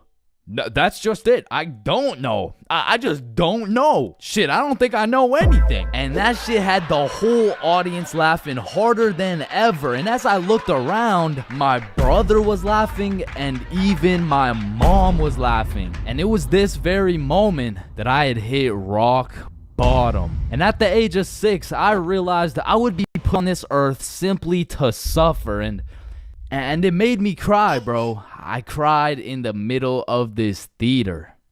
Then the next morning I woke up and it was Christmas. And under the Christmas tree I saw the best gift of all. It was a Bob pocket tee from Chains Club Shop. That's right, it's brand new. You can wear it around your homies. You can wear it at school. You can wear it around your mom, your grandma, your great-grandma, maybe not your great-grandma, but damn near anywhere else, and Bob will be posted in your pocket the whole time. Wow, what a perfect thing to get someone for Christmas, am I right? yeah, I'm right. There's a lot of things in life that I don't really understand, but if there's one thing I can truly comprehend, it's being grounded. Because in my time, I've served a total of 547 days and 16 hours in the slammer. And through a year and a half of extensive first-hand research, I've come to the professional conclusion that getting grounded is straight ass, bro. You're locked in your room with no phone, no computer. Like, what do you want me to do? Think about my actions? Hell nah. Being grounded had a young me doing the stupidest shit ever, bro. Like, I was popping handstands, hitting my head against the wall, playing with the door stopper thingy. Shit, I got so bored, I even read a few pages of a book like an absolute nerd. And now that I think about it, Percy Jackson and the Battle of the Labyrinth was actually a spectacular read. Now listen, there's only one thing worse than being grounded, and that's being falsely imprisoned for life. Well, now that I think about it, there's a lot of things worse than being grounded, but one of which is being grounded during summer, bro. There's something about being able to hear all the happy children, the ice cream trucks, your homies having fun, the hoes throwing rocks at your window, asking you to come outside. Well, you just cry yourself to sleep because there never was any hoes throwing rocks at your window asking you to come outside. It's just you, your Percy Jackson books, some used toilet paper, and the existential thoughts in your head questioning if it's even worth it. And listen, I'm sure everyone can pick up on the fact that I'm a really intelligent dude. Smart all around, really, but trust me when I say I wasn't always this smart, bro. In fact, in kindergarten, my dumbass fully believed with my whole heart that being grounded meant your parents would just dig a decent sized hole in your backyard, toss you in, and bury you alive for the time being. And so I'm sure you could imagine my surprise when my OG friend of 5 days said, yeah, I got grounded for 2 whole weeks. Holy fucking shitballs, dude, are you okay? No, man, it's really hard. I didn't get to touch any of my toys or anything. Damn, how long ago was that, man? Oh, I'm still grounded. What? No, you're not. Yeah, dude, I'm grounded right now.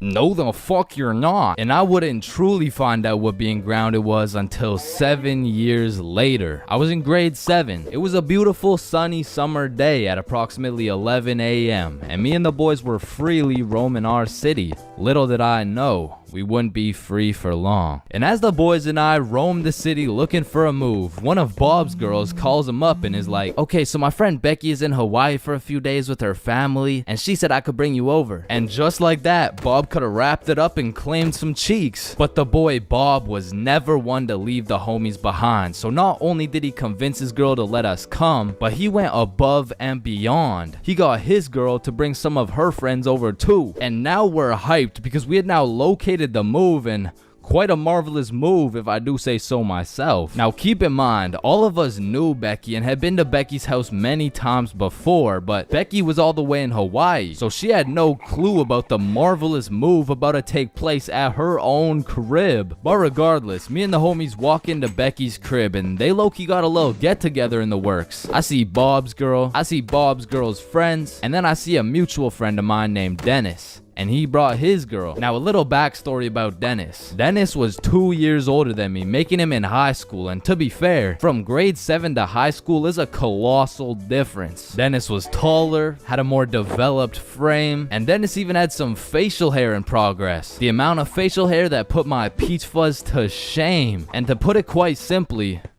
Dennis was a menace. But regardless, that's my homie's homie, so I walk up and dap him up. And then everyone heads over to Becky's room. Now keep in mind, Becky had simply invited Bob and Bob's girl to come over, and somehow we ended up being 8 people deep in that joint. And so that means technically the other 6 of us were straight trespassing. So we were all chilling in Becky's room, chopping it up for a good hour and a half until eventually people start exploring her house. Now in Becky's room it was just me, Bob, Bob's girl, and Bob's girl's friend named Lily. And so we're all just talking until I hear someone yell from the room down the hall, "Yo, Chains, get in here right now!" And I don't know exactly what I was expecting to see as I walked into that bathroom, but it was absolutely not seeing Dennis drop a condom filled with water on Billy's head. And of course I laughed because that's comedy gold right there, but it also made me realize maybe we shouldn't be here dropping condoms on each other's heads. But who was I to tell Dennis what to do? He had facial hair, so he was practically a grown man to my standards. So I just turned around, went back to the room, and continued chilling with Bob. And as we talked, the music progressively got louder and Dennis progressively became more of a menace. And it had got to the point where the speakers were booming and Dennis was lobbing condom water balloons off Becky's balcony. And then one time, Dennis either almost hit or just missed Becky's neighbor with one of these condom water balloons. So this grown man looks down at a condom that seems to have fell from the heavens, then he looks up and sees Dennis scrambling inside the Becky's crib with the speakers blasting music, and then he continued on his way. And we were all just having a fantastic time in Becky's room until we hear the downstairs door swing open, and we all absolutely shit our pants and run onto the balcony. Hey,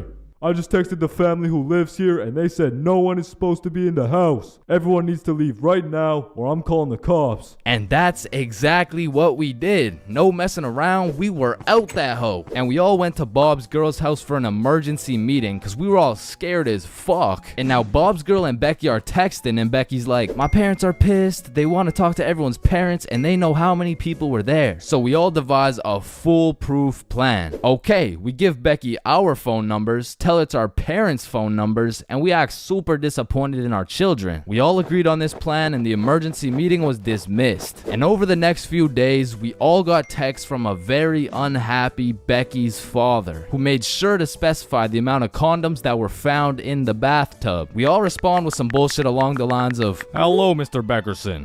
I'm very sorry to hear about the inconsiderate acts of Chains and how he's invaded your home. Rest assured, Chains will feel the wrath of this thick leather belt as it repeatedly beats against his cheeks to discipline him for his heinous actions. Thank you for bringing this to my attention." But come to find out, Lily's dumbass responded with some shit like, "Dear Mr. Beckerson, thank you for letting me know, but Lily did nothing wrong as she didn't know she wasn't allowed there. Plus, she didn't even make a mess or anything, on God. Put some respect on my daughter's name.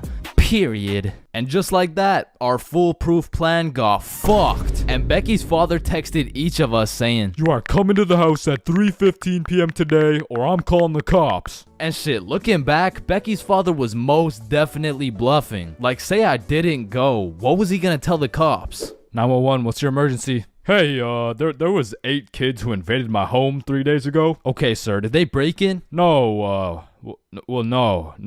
My daughter gave them the key. Sir, why the fuck are you calling 911? There was condoms in the bathtub. But like I said, I wasn't very smart and I didn't have the brain capacity to think that far ahead. So everyone shows up to the house and Becky's father sits us down and makes each of us individually call our parents and explain what we had done. And I went first. Hey mom, so I went to Becky's house the other day, but she was in Hawaii and I wasn't really invited. And there was condoms in the bathtub. Needless to say, we all got our shit whooped and I received my very first grounding with the sentence of 1 month in the slammer.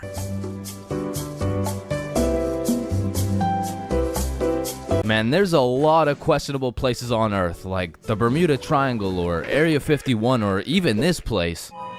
But none of these places can compare to the questionability of high school. And so inevitably, there's some weird ass kids in that joint. Like, you gotta be careful who you talk to, bro, cause you approach the wrong student and shit, you're getting cussed out by a pack of hyenas in social studies class. And usually I never care what other people do. Like, you do you know what I'm saying? But when I gotta sit through that shit for 6 hours a day, 5 days a week, shit, can you stop doing you for like 5 minutes, bro? And speaking of annoying kids, there's always that one kid in class who's constantly gargling on the teacher's meat. Like, we'll be finishing up the last class on a Friday, and of course the teacher's pet's gotta say some shit like, "Mr. Cumminson, is there no homework for us to complete over the weekend?" Well, no, believe it or not, I'd rather not spend my weekend marking your shitty ass little essay, so... Don't worry, Mr. Cumminson, I can help you mark essays all weekend long. Whoa. Isn't that against school policy? Well, what's against school policy? Riding Mr. Cumminson's dick with no license? Hey, you're not allowed to swear. And of course, the class clown. And man, I really just gotta commend him for his work. Like, it's not an easy job being the class clown. Dude threw out his entire GPA, future, and probably got his shit whooped on multiple occasions just to keep the class entertained. Like, I'll be rotting in English class, about to fall asleep, until the class clown starts cooking the teacher for no apparent reason. And next we're looking at adjectives. Does anyone have any good examples? Yeah, Jason. Bald as shit. Oh, well, no, that's actually 3 words. No, I wasn't even using an example. You're just so goddamn bald, it's distracting. Hey, you know what they say? The more hair I lose, the more head I get. Stop the cat. No. I don't think that's true, Mr. Clean, because you got more hair than you got hoes. And that says a lot with your Caillou looking ass. Just go to detention, man. And you know we got the Redditor, bro. Now, don't be deceived. Redditors can come in all shapes and sizes, especially the extra large size, and even the extra large size. But regardless, they all have the same programming encoded into their brains. They're either talking about a video game or they're quoting a meme, bro. And I got a little piece of advice to any Redditors out there. I don't care how funny that shit may be in your head. If you have to verbally describe what a meme looks like, for your sake, just don't say it, bro, because I promise you that joke will not hit. And next up we got Darren presenting a slideshow on why Elon Musk is poggers. Whenever you're ready. Me standing in front of the class waiting to present. You know that meme where Mike Wazowski is standing there in an awkward fashion with his hands by his side and he's got like 2 eyes.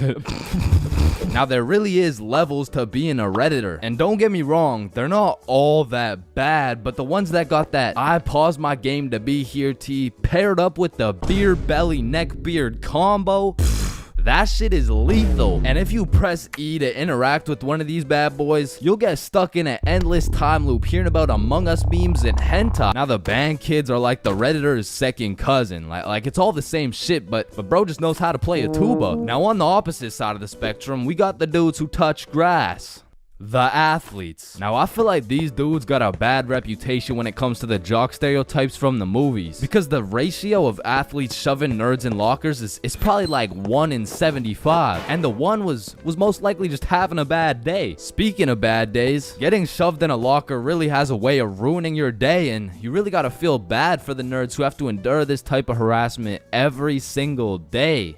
Well, actually, it's only every other Tuesday after their football practice. Yeah, but you shouldn't have to be shoved in a locker at all. You shouldn't have to be. That's grammatically incorrect. It's actually supposed to be you shouldn't shut the. There's really just 3 types of smart people. The first dude, you wouldn't even be able to tell bro's smart because he's just lazy as fuck. He'd be acing every test using 1% of his brain power. Like he's got that Elon Musk potential, but shit, he just doesn't really feel like being a billionaire today. Or on the other hand, we got the weirdly political and argumentative smart dude. This guy used up all his IQ points on logic and reasoning and completely forgot to upgrade his social awareness, because this is the kind of guy that everyone mutually agrees is just annoying as fuck. Like you can't do shit around this dude without him trying to start an argument. Yo, Chains, you think I sink this half-court shot?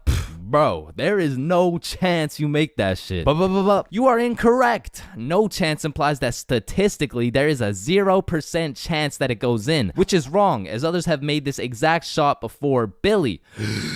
Truthfully, there's a chance for just about anything to happen, even though the chances may be slim. Well, that's cap, because there's no chance for you, bro. No chance for me to what? You gotta be more specific. For you to get some bitches. And some people are just smart, and they still have the ability to be a normal, functioning member of society. A lot of these people are chill as fuck. Like, they can teach you shit you don't understand, carry you in group projects, and if they're goated, they can just bless you with the homework. And this is not the same as getting your homework from the class clown or the athlete, because this shit is actually correct. And next, we got the other dudes who touch grass. The stoners.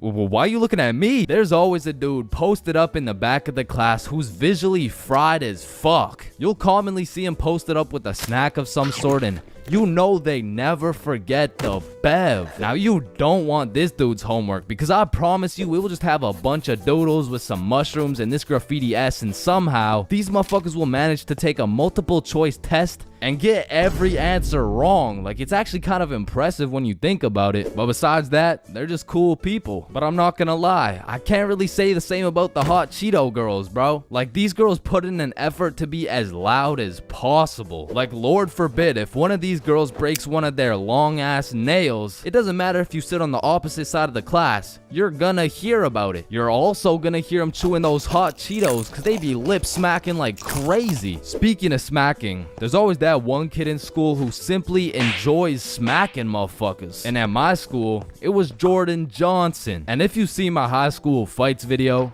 that's why you don't mess with me, yo. I'm Jordan Johnson. Or my high school dances video, Yo, I'm Jordan Johnson. you would know Jordan Johnson keeps a solid ass record. But it's at the point where bros fought so many people that nobody really even fucks with them. Cause now it's like either you fought Jordan Johnson or your homies fought Jordan Johnson. And either way, it's fuck Jordan Johnson. But all bias aside, you just got to appreciate the top tier, high value entertainment that JJ brings to the school. Like, after a long day of calculus and chemistry, there's nothing like watching a dude get Batista bombed in front of the whole school. And speaking of the whole school, 75% of the whole school are straight NPCs. And there's nothing wrong with it. It is what it is, because honestly, I love you for that. I couldn't be happier to share the school with you, my man. Because I'm not gonna lie, I don't think I would survive a school without NPCs. The sheer amount of Redditors, hot Cheeto girls, and teachers' pets,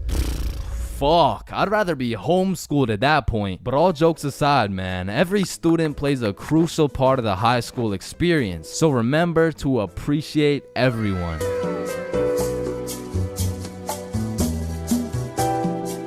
Man, the very moment my stickman lips graze the tip of that sweet, sweet Zaza, it's wraps for all the food in the fridge. And as soon as that THC tickles my brain, it's GG's. The food in my closet is already consumed, bruh. And shit, when I run out of food in the crib, I give my condolences to the local McDonald's workers, cause man, I'm about to have those motherfuckers working overtime. Now listen, man, shout out to all my big homies out there, but I'm gonna make it clear real quick that I am not one of y'all. all. In fact, I make sure that I am precisely 64 pixels wide at all times. However, I will say mentally and in my heart, I am a little bit of an EDP 445. Wait. No. I like food. What I was trying to say is that I like food, and usually I can resist food, but once that devil's lettuce gets a hold of my brain, I become a certified fat ass. I'm talking 750 pixels wide at least. I'm eating anything in sight, and as soon as I run out of food, I go to a new site and eat everything in sight again. And honestly, this shit is becoming a problem, bro. No shit, buddy. Your arteries are clogging. Yeah. And your blood pressure is through the roof. Yeah, that too. And you're developing type 7 diabetes. Whoa, type 7? I thought there was only 2 types. There was, until your fat ass decided to eat 87 ice cream sandwiches.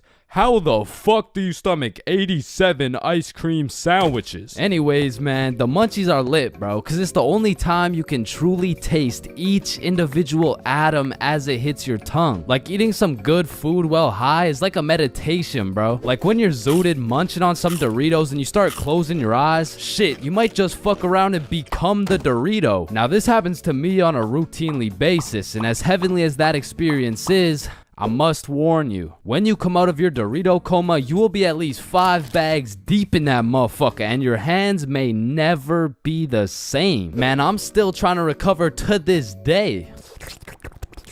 Yeah, my Doritos still taste like fingers, bro. And if staining my fingers orange and developing a new type of diabetes sounds bad, my munchies addiction gets worse, bro. Because when you combine the zooted desire for food with the distorted judgment of the baked brain, shit, that's the perfect equation to put me into crippling debt. Especially back in the day, because as a youngin', the only thing I was cooking was my brain cells, bruh. So that meant I had to buy food. And to put it into simpleton terms, well, I was broke as shit. I remember one hot sunny day, me and the boys were chilling at a carnival with some of our other boys, and one of those boys whips out his dap pen. And so of course everyone flocks around that dude and chiefs the fuck out of his dap pen, and 15 minutes later, that shit hit. But you know what hit even harder? The goddamn munchies. And so there I was, walking around the carnival, absolutely blasted with $50 to my name, looking for something to eat. And don't get me wrong, the carnival had lots of options, but they were really taxing out here, and for a dude with 50 bones to his name, I needed to find the most bang for my buck. And there I saw it. It was beautiful, a pink ice cream truck glistening in the summer sun. So you know I had to hop in line, and as I'm waiting in this line, the dude in front of me turns around and he's like, damn, bro, you look high as giraffe balls, dude. What? Me? Nah, what? Me? No. Hey, don't worry, dude. I am too. Oh, shit. So me and my newfound homie are just chopping it up, talking about how sensational this ice cream is about to be, and soon enough, it was the homie's turn to order. Yo, dude, let me borrow one of those cookie dough ice cream cones. Alrighty, here you go. That'll be $12. $12, bro. That's like half my net worth. Trust me, it's worth it, dude. Yo, let me get a cookie cone. All right, cookies and cream. Here you go. And as I licked that thing, man, that shit was sensational as fuck. But as I turned around, I seen the baked homie step into a pothole and absolutely fumble his ice cream cone. And I'm not gonna lie, that was some of the saddest shit I ever seen. So I go walk over to give him some of mine. Hey man, you want some cookies and cream? Oh shit, thank you, man. Bro, did you just drop both of our $12 ice cream cones? Fuck.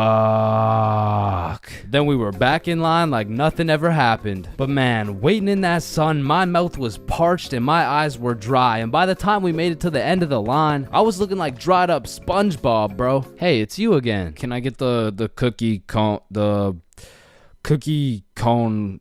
cream, the one with the cream? Yeah. And at last, after dropping half my net worth on ice cream, I took a big bite of that ice cream cone, and man, I felt every sugar granule, every atom, every proton and electron contained within that bite. And for the time being, the munchies were cured.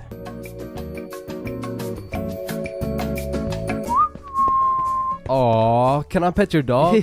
Yeah, for sure. Aw, what's your name, little guy? His name's Ben. Ben.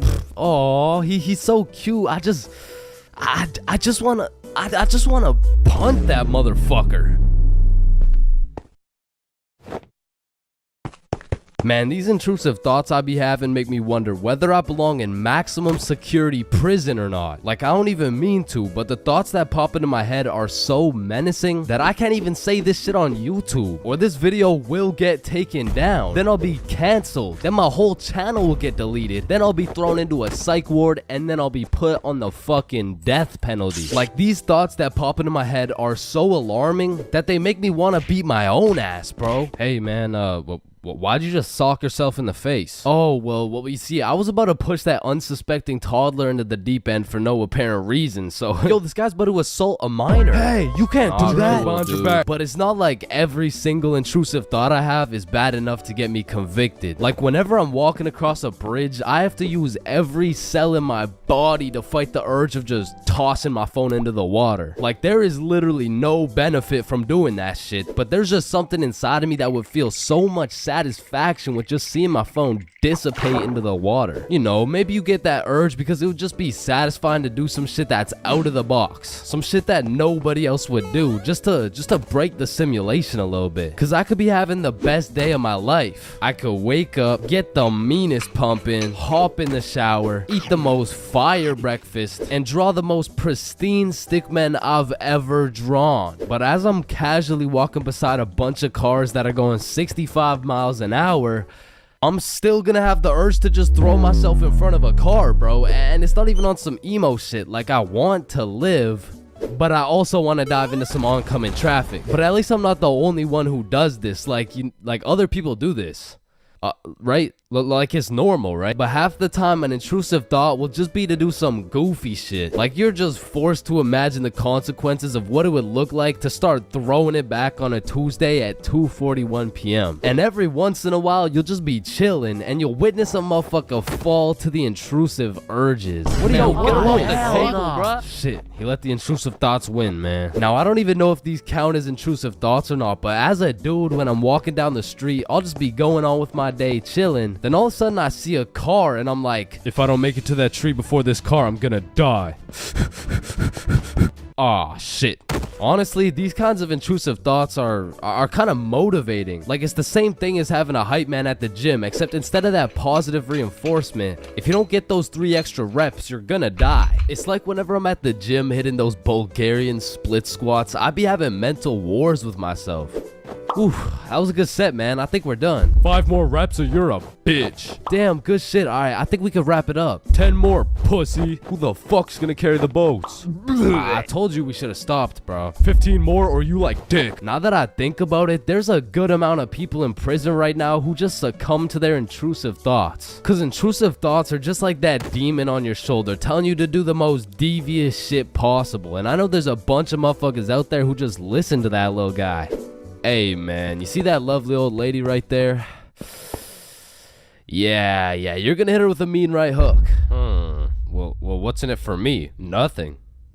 Shit, alright. But to be honest, there is a handful of times where I've let the intrusive thoughts take over. One of the most memorable was way back when I was 5 years old. Me and my older brother were just dicking around, doing some 5-year-old shit. Keep in mind, this story takes place before your boy had even developed consciousness. So I was just a little munchkin doing munchkin shit. Then suddenly, this urge came over me. It was unlike anything I'd ever felt before. It was dark, irresistible, and for no apparent reason, I bit my brother's arm. And this was probably the most satisfied I'd ever felt in my entire life, but it was followed by shame and regret because I had no excuse. Ow, why the fuck did your dumbass just bite me, bro?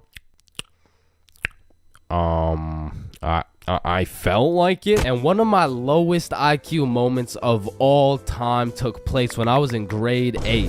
It was goddamn sewing class, bro. And I remember I was having a particularly miserable day, so I was just going through the motions. We were all gathered around this big table with our sewing machines, some fabric, and some scissors. I remember I was working on some shitty little Big Chungus stuffy. But on this particular day, the sewing machine cable was looking was looking mad thick and juicy. And like I said, I was having a bad day, which is exactly why the intrusive thoughts decided to catch me at my worst. Psst, psst, do it. What? To do what? Oh, you know what to do. You're the one with the scissors in your hand, buddy. How did these even get in my hand? Now cut it. Cut it, Chains. No, why the fuck would I? The wire exploded with smoke and my heart dropped so fast, bro. And everyone around the table just stares me down. And I'm thinking I can somehow cover this shit up like I didn't just take some fucking scissors and snip that shit like an umbilical cord. Maybe I could convince the teacher the cord snipped itself or some shit. But as I look down at the scissors in my hand, there's literally a chunk missing from the scissors. They look like they survived World War II. But barely. The scissors are all charred up and shit, and just like that, my plan of convincing her I didn't cut it went out the fucking window. You take one look at the cord, one look at the scissors, and one look at my dumbass face, and you could piece together exactly what happened. So my sewing teacher walks over looking pissed as hell, and she tells me to go sit in the corner. So I take my charred scissors and sit in the corner like I'm a 5-year-old, but to be fair, I made a 5-year-old decision like I was in grade 8. I was 14, bruh. What kind of 14-year-old cuts the cord to a sewing machine cause he felt like it? Like if my 14-year-old son did some shit like that, I would tell the kid I'm going to get some milk and I'm calling it quits. I would have to have another kid and try it all over again, cause that kid is going nowhere in life, man. So as I'm sitting in the corner realizing I'm a disappointment, it was one of those moments where you fucked up so bad you don't even feel any emotions. I was just sitting there straight faced like, well, fuck me. It was really one of those moments where you just want to stop existing. So after the class ended, the teacher came over to me and she said, Chains, why the fuck did you cut the cord of the sewing machine? No, Miss Sewingson, you gotta hear me out. Okay, this better be good, Chains. The cord was looking mad juicy and the scissors just teleported into my hands. I don't even know. You did what? Mom, it was the intrusive thoughts that they told me to do it. Oh, I'm about to intrude that ass. The fuck?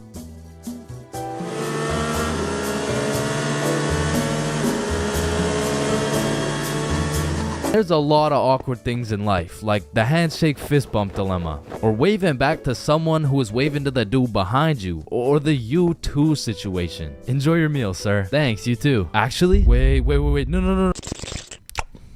But on this long list of things that will keep you up at night, I feel like school dances lands itself in the top 3, bro. Cause it's like, is it a party or is it a school event? Are we hitting a Dougie or are we just standing awkwardly in the corner? There's just too many questions, bro. Like another question, who the fuck hired this guy to be the DJ? Like, I don't know how much they pay this dude, but it can't be anything over 50 bucks. I remember at my first middle school dance, I seen the DJ walk in with all his gear and shit, and I thought, damn, look at those big ass speakers. This dude knows what he's doing for sure. Hey, Stickman Middle, are we ready to turn up? Yeah, let's go. 1, 2, 1, 2, 3, let's go.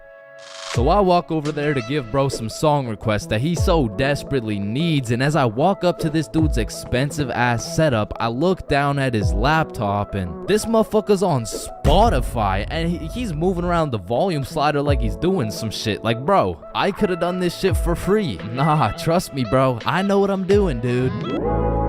Want a break from the ads? Now, to be honest, it was really the middle school dances that had me fucked up. Like, you took a bunch of self-conscious, prepubescent little kids and threw on some music and told them to dance with each other. Like, shit, of course they're gonna start hitting those Fortnite emotes, bro. That's all they know how to do. Like, these grade 6s are fresh out of elementary school. There's no way you'll catch one of these youngins asking a girl to dance. Like, they're still scared of catching cooties, bro. Or what about the grade 7s? These kids were straight menaces. Like, I remember at my grade 7 dance, there was a duo. We'll call them Greg and Roderick. Greg and Roderick would run up on some unsuspecting students, and Greg would slide behind him on his hands and knees, and Roderick would casually strike up a conversation. And just when the poor guy was expecting it least, Roderick would shove his ass, causing the unsuspecting victim to trip and eat shit. And they went around to damn near everyone pulling this shit, until one time they messed with the wrong dude. Hey bro, it's just a prank. Now grade 8s. These boys are damn near in high school. They don't dance. It'll ruin their street cred, bruh. Instead, they prefer mosh pits, rap, EDM, fucking smooth jazz. It doesn't matter what song. These grade 8s will be relentlessly jumping up and down for no apparent reason. And soon, these grade 8s will turn into freshmen. All that street cred they once had,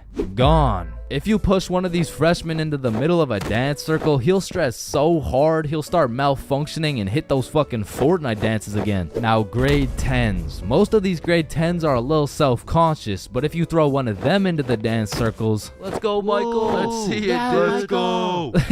Guys, what? I don't know how to dance. Let's go, Michael. Well, I guess I can bust out a few dance moves. All of a sudden, dude's got moves like Jagger. Come to find out, bro's been practicing for this moment in his room for months. So once these grade 10s soon become sophomores, those YouTube tutorials start paying off for real. And if they're lucky, they might even catch some cooties, bro. And these seniors just simply don't give a fuck. Bro, watch this. I'm about to hit the worm. What? You know how to hit the worm? No. Damn. And I'm not done flaming this fucking DJ. Like, this dude be leaving my balls more blue than Squidward. Pause.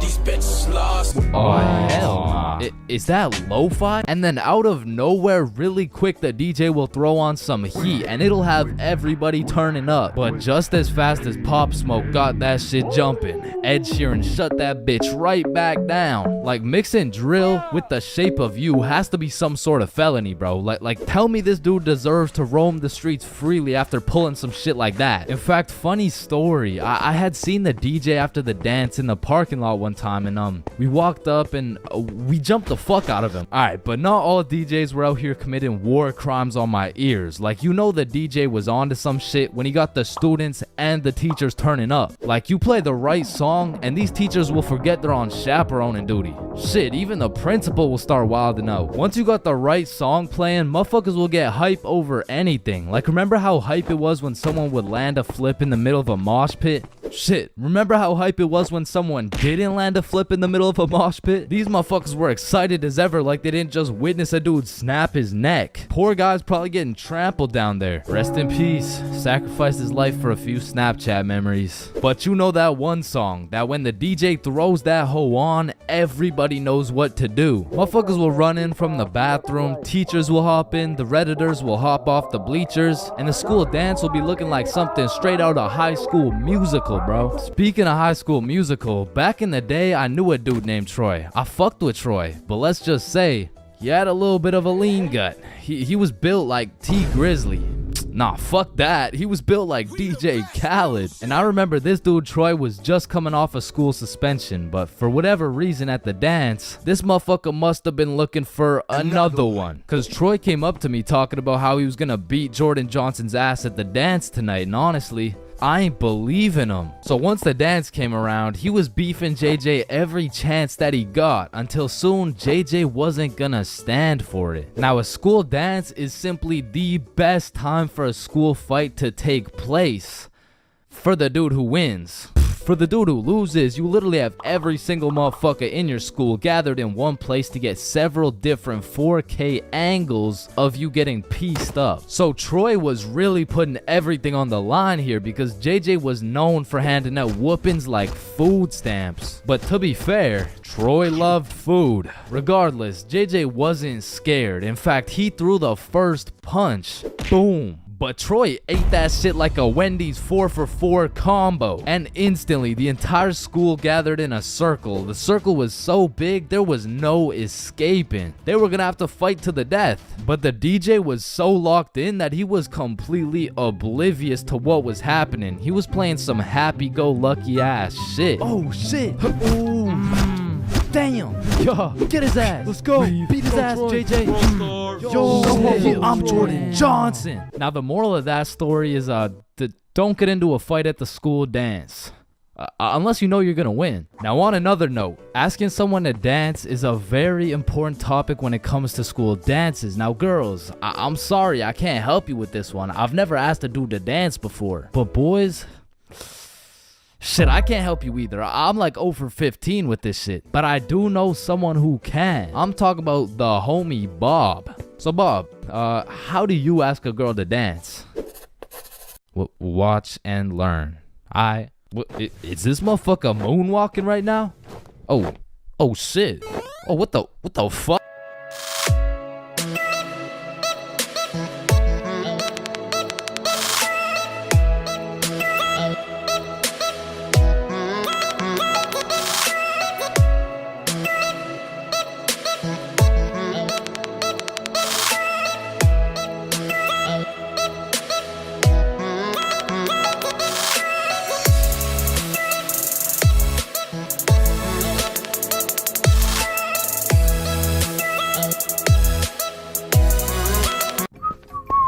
Damn, you look high as hell.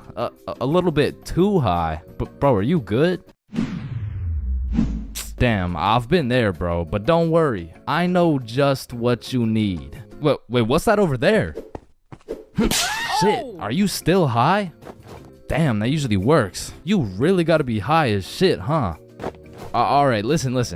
Just chill out, bro. I know you probably think you're ODing on Mary Jane, but trust me, you can't. In fact, scientists say you would need to smoke at least 20,000 joints in 15 minutes to OD. And trust me, once you hit the 16,000 joint mark, your lungs will be looking like dehydrated SpongeBob. Oh shit, speaking of dehydrated SpongeBob, you're looking like dehydrated SpongeBob. So here, drink some water. You gotta quench that cotton mouth, and water's always a safe bet to flush out some of that unneeded THC. But you know what tastes better than water? Some goddamn motherfucking lemonade. So find the nearest lemonade stand and absolutely ravage that shit. Leave no lemons to spare because science says lemons contain limonene, which is a compound that can counteract the THC by calming your brain. Another solid way to calm down from a crazy high is sniffing some peppercorn. Whoa, wrong line, bro. You're trying to get less high. You're supposed to sniff this one. Okay. Now how you feeling? Damn, still too high? God damn, how much did you smoke? Shit. Oh, I know just what you need. A DAP pen. No, listen. This is no regular DAP pen. This is a CBD pen. Now, when you take a hit of this bad boy, the CBD compounds in your brain will sit in the chair the THC would have sat in, meaning the THC can no longer infiltrate your brain and convince you there's somebody in your walls. Plus, the CBD can help you chill out a little bit. So here, take a hit. Oh, fuck. Wrong one. My fault. Here's the CBD one. Okay. Now, before I keep telling you everything you should be doing, it's pretty important to hit you with a few common mistakes motherfuckers make when they get too high. Do not attempt any of the following. Call an ambulance. Call your mom. Smoke more. Eat oranges. Watch horror movies. Cook with oil. Start a fire. Going into a public setting where speaking is necessary. Spend your life savings on food. Operate heavy machinery. Convince yourself you're the only real human person on the planet and everyone else is really just an AI programmed to pretend like humans, and everyone you've ever known wasn't even really a human, including your mom, your brother, your homie, or driving. Don't drive. Now, generally, if you avoid all these dumbass ideas, you should be chilling. So now that we got that out of the way, the best way to ride out a high is to gather all the finest munchies in the game, which include but are not limited to ice cream, sweet heat Doritos, Cheetos, pizza, some Mickey D's, milkshakes, Reese's peanut butter cups, pizza rolls, chicken strips, any sort of fruit, and of course, Cinnamon Toast Crunch. And once you've prepared a meal fit for champions, you can then throw on some absolutely amazing top tier YouTube content. Or if you're really trying to get invested, a cartoon. Now, choosing a cartoon is gonna feel like one of the most important decisions of your life, so I'm gonna let you know right now, just choose anything, bro. Your high ass could sit and watch Cocomelon for hours, so just choose a safe bet, like the most goated show of all time.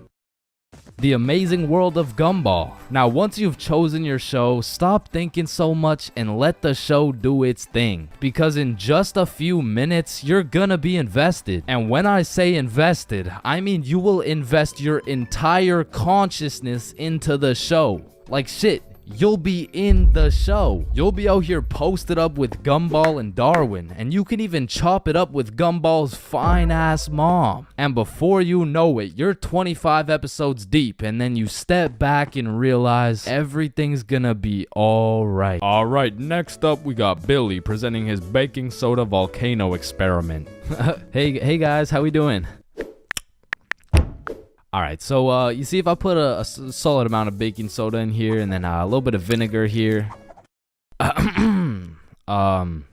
It's supposed to explode. Fuck! Quickly, organize a single file line in alphabetical order. Hey, I'm first. No, you're not, bro. I'm first. Your last name is literally Johnson. I have 2 last names. Listen, bro, I'm not saying we shouldn't have school drills and all, but what I am saying is the school drills we do have are straight bullshit. Like, if there was a fire in my class, I'm jumping straight out the window, the fuck? There is no way you'll catch me waiting for Alexander and Arnold to debate who's first in line while I'm out here getting sauteed. And shit, fire drills aren't even close to being the worst of the drills, cause we got lockdown drills. Now I don't know who planned out these drills, but goddamn these drills are ass. Now if you never had lockdown drills, they're pretty much a foolproof plan set in place to completely counter anyone pulling up to school with a strap. You see, the plan is pretty simple. You lock the door, gather all the students into the corner of the class, and you turn the lights out. And the reason we turn the lights out is so we can politely tell the intruder that nobody's home. Now, if every classroom followed these steps perfectly, we might even be able to convince the dude that it's a pro D-Day or something. Now listen, I hate to be the bearer of bad news, I really do, but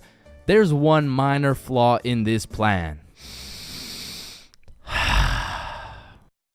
The shooter's in the class, bruh. You're out here telling the opposition your exact game plan, then you're surprised when bro pulls up to the hiding spot? Like shit, it's just easy pickings at this point. Now, earthquake drills, man. The game plan here is to essentially hop under your desk and start counting. Now, when I was in kindergarten, I thought this whole earthquake drill thing was a fun game we played to learn how to count. But 12 years later, we were still counting. Like, let's be honest. What the fuck is counting gonna do? Are you telling the earthquake how long it has to dismantle the school? Cause I'm pretty sure it doesn't give a shit how long it takes. Me personally, I feel like the best way to see if an earthquake is over is by observing whether or not the entire fucking building is shaking. But listen, I will say this, out of all the drills, the earthquake drill is pretty valid. Like, whoever thought of this one was kinda cooking. I mean, these desks are pretty much made out of steel, bro. Like, out of all my years, I've never seen one break before, so it probably provides some solid protection. But shit, me personally, I'm still jumping through the fucking window, bruh. I don't care how many times I practice crouching under my desk. If I ever felt the slightest shake in the ground, I'm out of that hoe. So if you carry the 674 to the power of 2 over to the 47, you will find— oh shit! Well, why did Change just dive out of the window? Shit, I don't know. Now I'm gonna keep it a stack. I've never done a single tornado drill in my life. So after doing some quick research, it looks like you just, you do this. Now I don't know shit about tornadoes, but what I do know is that I'm not gonna be doing this shit. Like, I'm no scientist, but I don't think the doggy position is gonna stop the tornado from packing you up. So to be honest, once again, I'm jumping out the fucking window, bro. Like, that's just my default reaction. And if that tornado ends up putting me on a t-shirt, then so be it. At least the last position I was in before I died was not the face down, cheeks up pose. But bro, imagine being the kid who poorly timed his piss and now the fire alarm's going off midstream. And you don't even get to know if it's a drill or not. Then there's the whole do you wash your hands dilemma, right? Cause you don't want to get trapped in the fire and fucking die, but on the other hand, you don't want to just not wash your hands. Because if it's a drill, then you're just left with dirty ass hands. And while you're trying to decide whether to wash your hands or not, the class is outside taking attendance like Rosalina. Here. Jared. Here. Chains. Chains? Oh, fuck. Where did Chains go? I don't know, bruh. Shit. Oh, no. I was just in the bathroom. Woo. Oh, you scared me there for a second. Wait, did you wash your hands? No. I was in a little bit of a rush. Get back in there and wash your hands, buddy. No, Now the thing about school drills is they happen pretty often. I mean, every few weeks they throw in a fire drill here and a little earthquake drill there. So when the fire bell actually goes off, motherfuckers just assume it's a drill. They're out here horsing around, making jokes and shit, while the school's actually getting fucking cremated. But after almost all the drills are alphabetical, single file line goes out to the front of the school and on the field with every other class. And the amount of buffoonery that goes down on this field is insane, bro. I mean, everyone walks in with a single file line, but after 5 minutes, that shit looks like a Travis Scott concert, bro. Like, I remember one time my high school got a bomb threat called in, so every class assembled the good old alphabetical line and we went out onto the field. And we were out there for a minute, bro. I remember looking around and these motherfuckers were running the world's biggest game of duck, duck, goose. Like there wasn't a whole ass bomb threat called into our school. That same day, one kid brought a football to the field, and all of a sudden motherfuckers are running a pickup game while we're waiting to see if our school is gonna explode or not. And of course the teachers tried to stop it, but these kids just used that as a diversion play and got another touchdown. Alright, so now that we thoroughly dissected each and every school drill, it's only fair we hit them with a tier list. So let's see what we got here. We're starting with lockdown drills. What are we saying? Fucking F tier. Holy shit, they are ass. Alright, next up we got fire drills. Now these drills do get the job done, but I'm not gonna lie, I'm not fucking with this whole single file alphabetical bullshit. So I'm gonna have to give this John a C tier. Now tornado drills, you gotta go in the doggy position. Bro, I got no choice but to give this a D tier. And last but not least, my personal favorite, earthquake drills. They're still kind of ass, B tier. And bro, I know some of y'all may be thinking, you can't just talk shit about the school drills and not present any better solution. Well, lucky for you, I have devised the best and only way to fully counter any natural or artificial disasters. It's simple. For a guy like me who's 7 feet, 325 pounds, 0.5% body fat, and a 7-foot wingspan, I just simply remove myself from the situation. However, I do understand that I am built different, so for your average Joe, I have devised another plan. It's also simple. The moment some shit goes down, everyone runs at full speed out of the building. And of course, some would argue that not everyone is gonna be able to make it out of the building in time, and that some people are faster and stronger than others, and you know what that's called? Natural selection. You see, if I was principal, instead of running students through these impractical drills, I would be running students through different kind of drills. I would have my students in peak physical condition. Instead of a fire bell, I would have a push-up bell. At any given time, if that shit goes off, you drop down and give me 50, or your ass is getting expelled. You see, this way, when there's a fire, everyone can simply remove themselves from the situation. Or in other circumstances, they can simply intervene. April 20th. 420, the day when everyone puts their differences aside and they just hotbox the Earth's entire atmosphere. Man, what a time to be alive. Now, I don't know if any of y'all have gone to one of those 420 conventions before, but god damn, these motherfuckers be getting higher than Buzz Lightyear, bro. Like at this point, they aren't even baked. They're fucking deep fried. They just be walking around hotboxing cities at a time, and anyone in a 500-foot radius is gonna start feeling the effects of that Mary Jane. Like, I remember my first time going to one of these things, and I was still a minor with an O. However, I had done some pregame before the convention, so let me just put it like this: if I was a potato, I would have been a baked potato. So heading into the convention, I was already a little bit paranoid, because as I looked around, all I could see was a bunch of hippie dudes with beards and shit. And at the time, I was just repping that peach fuzz. I was standing out like a sore thumb. So you can only imagine how hard I was shitting my pants when my high ass saw a cop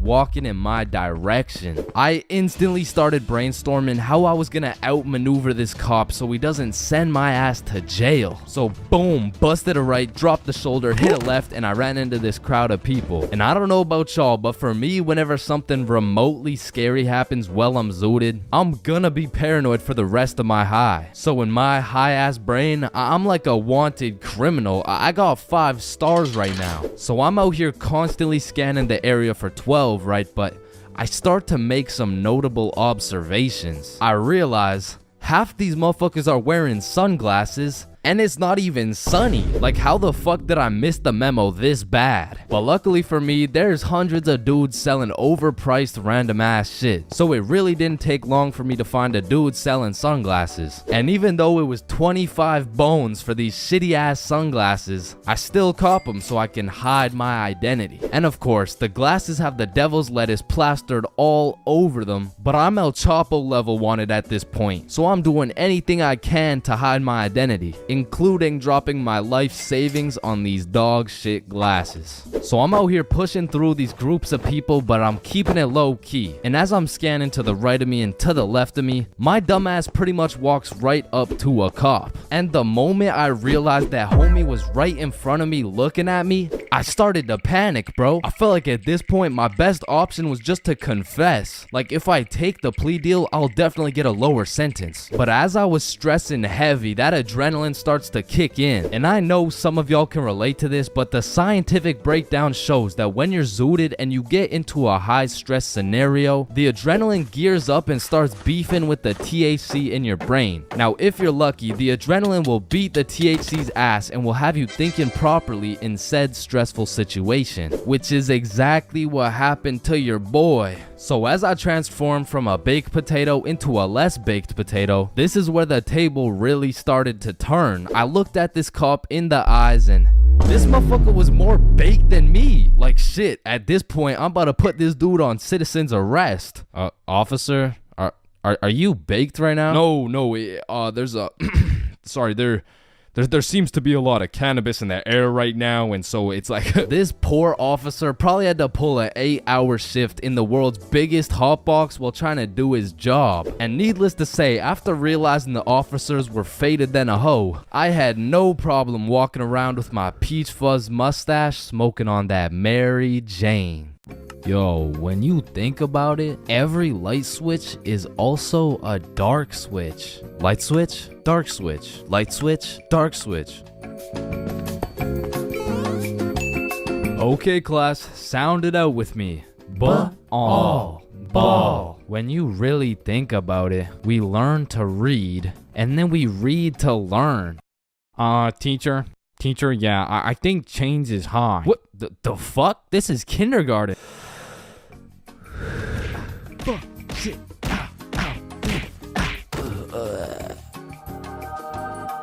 Damn. Any staircase can be a staircase to heaven if you're not careful enough. Baby, I've spent the best 4 years of my life with you, and I can't imagine my life without you. You're a 1 in a million, so will you marry me? So 1 in a million, huh? That means there's 8,017 people just like you. How does that make you feel? Yo, if you cut your leg off, would it hurt? Of course it's gonna hurt, bro. Nah, think about it. Where would it hurt? Your leg. Oh, cause you cut your leg off. Yo, what happens if you push down the gas and the brakes at the same time? Shit, let's find out. Oh shit, it takes a screenshot. Damn, my eyes are dry as shit. Just close them for a minute. Damn, bro. You never actually close your eyes. You just look at the inside of your eyelids. Damn. Yo. Can anyone answer 547 to the power of 3? Yes, Chains. Yo, did you know every single odd number has an E in it? Damn. Chains, are you high again? No. Wait a minute, bruh. Since you were born deaf, what language do you think in? Oh shit, you right. Damn, I just realized squirrels' cheeks are also their nut sacks. You know what I'm saying? That's kind of like your mom. What? The way she had these nuts all up in her mouth. Bro, if everyone in the world all blinked at the same time, nobody would know. Oh shit. That's facts. Oh, I just blinked. Did you? Nah. Oh, I just blinked. Did you? Nah. Wait, what about just now? Yo, which of these buildings do you think has the most stories? Oh, it's gotta be that one, bro. That's massive. Nah, this one's even taller. Oh, it's this one for sure. No, it's this one. No way. That shit's library? Tiny. Think about it. Oh, the story. How are you supposed to get clothes? What are you talking about, bruh? Okay, imagine you had no clothes, right? How are you supposed to get some clothes? You go to the store and purchase that shit. Bro, they're not about to let you buy some clothes while your meat's hanging out. Nah, you just cop some clothes real fast. It's simple. Bruh, a young kid walks by and it's raps. So you guys both have the power to read minds? Yep, yes, that's sir. Right. Then if you both read each other's minds, whose mind are you reading? Oh, I don't know. We could try. All right, yeah, sure. Nah, that was not me. That was you for sure, dude. Damn, bro. When you think about it, the hospital is the only building you leave without entering. Damn. And people are having the worst day of their life, the best day of their life, the last day of their life, and the first day of their life, all in one building. Damn. Bro, I'm kind of scared down here. What? Why? Because I'm scared a shark's finna eat my ass. Well, when you think about it, there's more people eating sharks in the world than sharks eating people. Damn. That's actually really crazy to think about. Fuck, yo, every single day there's some random motherfucker out there who took the biggest shit for that day. Yeah, he's in this room. Bro, it's literally just you and me in the room. Yo, this Taco Bell is bussin'. So he incorrectly assumed his position. You spelled that incorrectly. Spelled what incorrectly? Incorrectly. Yeah, but what's incorrect? Incorrectly. Wait, what? Wait, guys. When you really think about it, the only time incorrectly isn't spelled incorrectly is when it's spelled incorrectly. Shut the hell up. Yeah, shut the fuck up. You know, the number of people older than you never increases. It only gets smaller and smaller. Damn. What? It just got smaller. Yo, pizza's here. Shit, I got the munchies. I'm about to fuck this shit up. Wait, I ordered a mushroom pizza. Why'd they give us cheese? Hey, any pizza can be a mushroom pizza if you're patient enough. Damn, I guess you're right.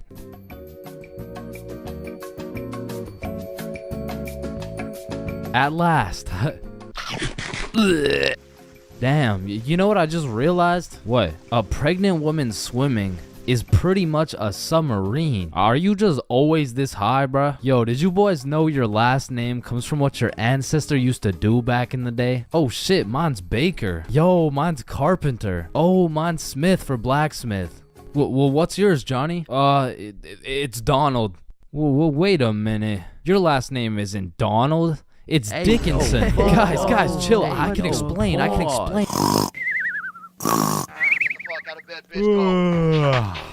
Your alarm is really your theme song because it plays at the start of every episode. Why the fuck are you in my house?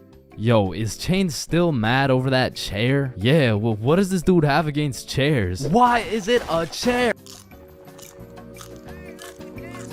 Yo, why is there sidewalks in the movie Cars if there's no humans? This dude won't shut up. Like, just watch the fucking movie, bruh. Damn, think about this. When a child is an asshole, the child gets a whooping. But when the parents are an asshole, the child gets another whooping. Shit, tell me about it, bruh.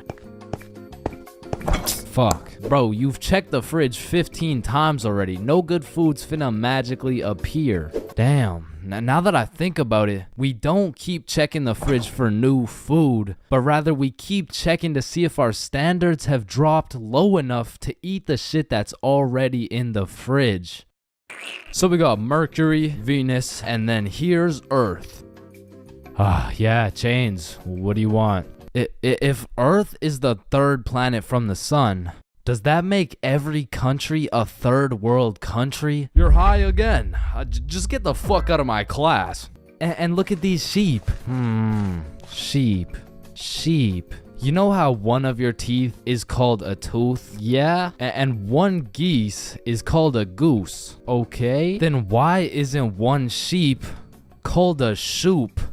All right, A James, I shoop. can't keep doing this. Shoopity We doop. have to break Sheep up. shoop.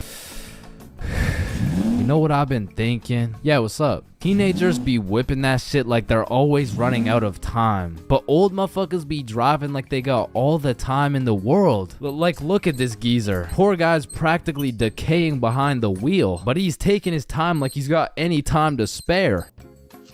If I stab this cereal box, does that make me a serial killer? That one was straight ass. You gotta work on that shit. I'm gonna work on that one. Yo, if you weigh 99 pounds and you eat a 1 pound burrito, does that make you 1% burrito? Yo, that's crazy, because I literally just did that last night. You guys wouldn't believe this, but your blood work came back, and it says you're 1% burrito. Yo, picture this. Imagine if Ed Sheeran was working at a bread place, right? Would that make him the gingerbread man? You're high as shit. Alright, bro, I'm a dip. Nah, don't leave me alone in this forest, bro. Hey, when you really think about it, you're not scared to be alone in this forest. You're scared you're not alone in the forest. You feel me? Yo, that's actually so true. Bro, you know what? Low key, if you're dead broke, robbing a bank isn't even a bad idea. Bro, there's no way some hobo's about to pull off a bank heist. Nah, but just think about it. Whether you successfully rob the bank or not, either way, you get over 10 years of bills you don't gotta worry about. Alright, fuck it. You got the strap? Yup. Yo, throw on your seatbelt really quick. Nah. What? Why not? Well, you see, it increases my risk of dying from cancer. What are you talking about, bro? That shit makes no sense. Just let that sink in. Oh, yeah, I got you. Yo, what's up? But still, that shit makes no sense. No, but actually think about it. Oh, hey bro, you want a hit? Nah, I don't smoke. I'm scared that I'll get all paranoid and shit. Hey man, if you're paranoid that you're gonna get paranoid, you're having the side effect without even smoking. It's Yo,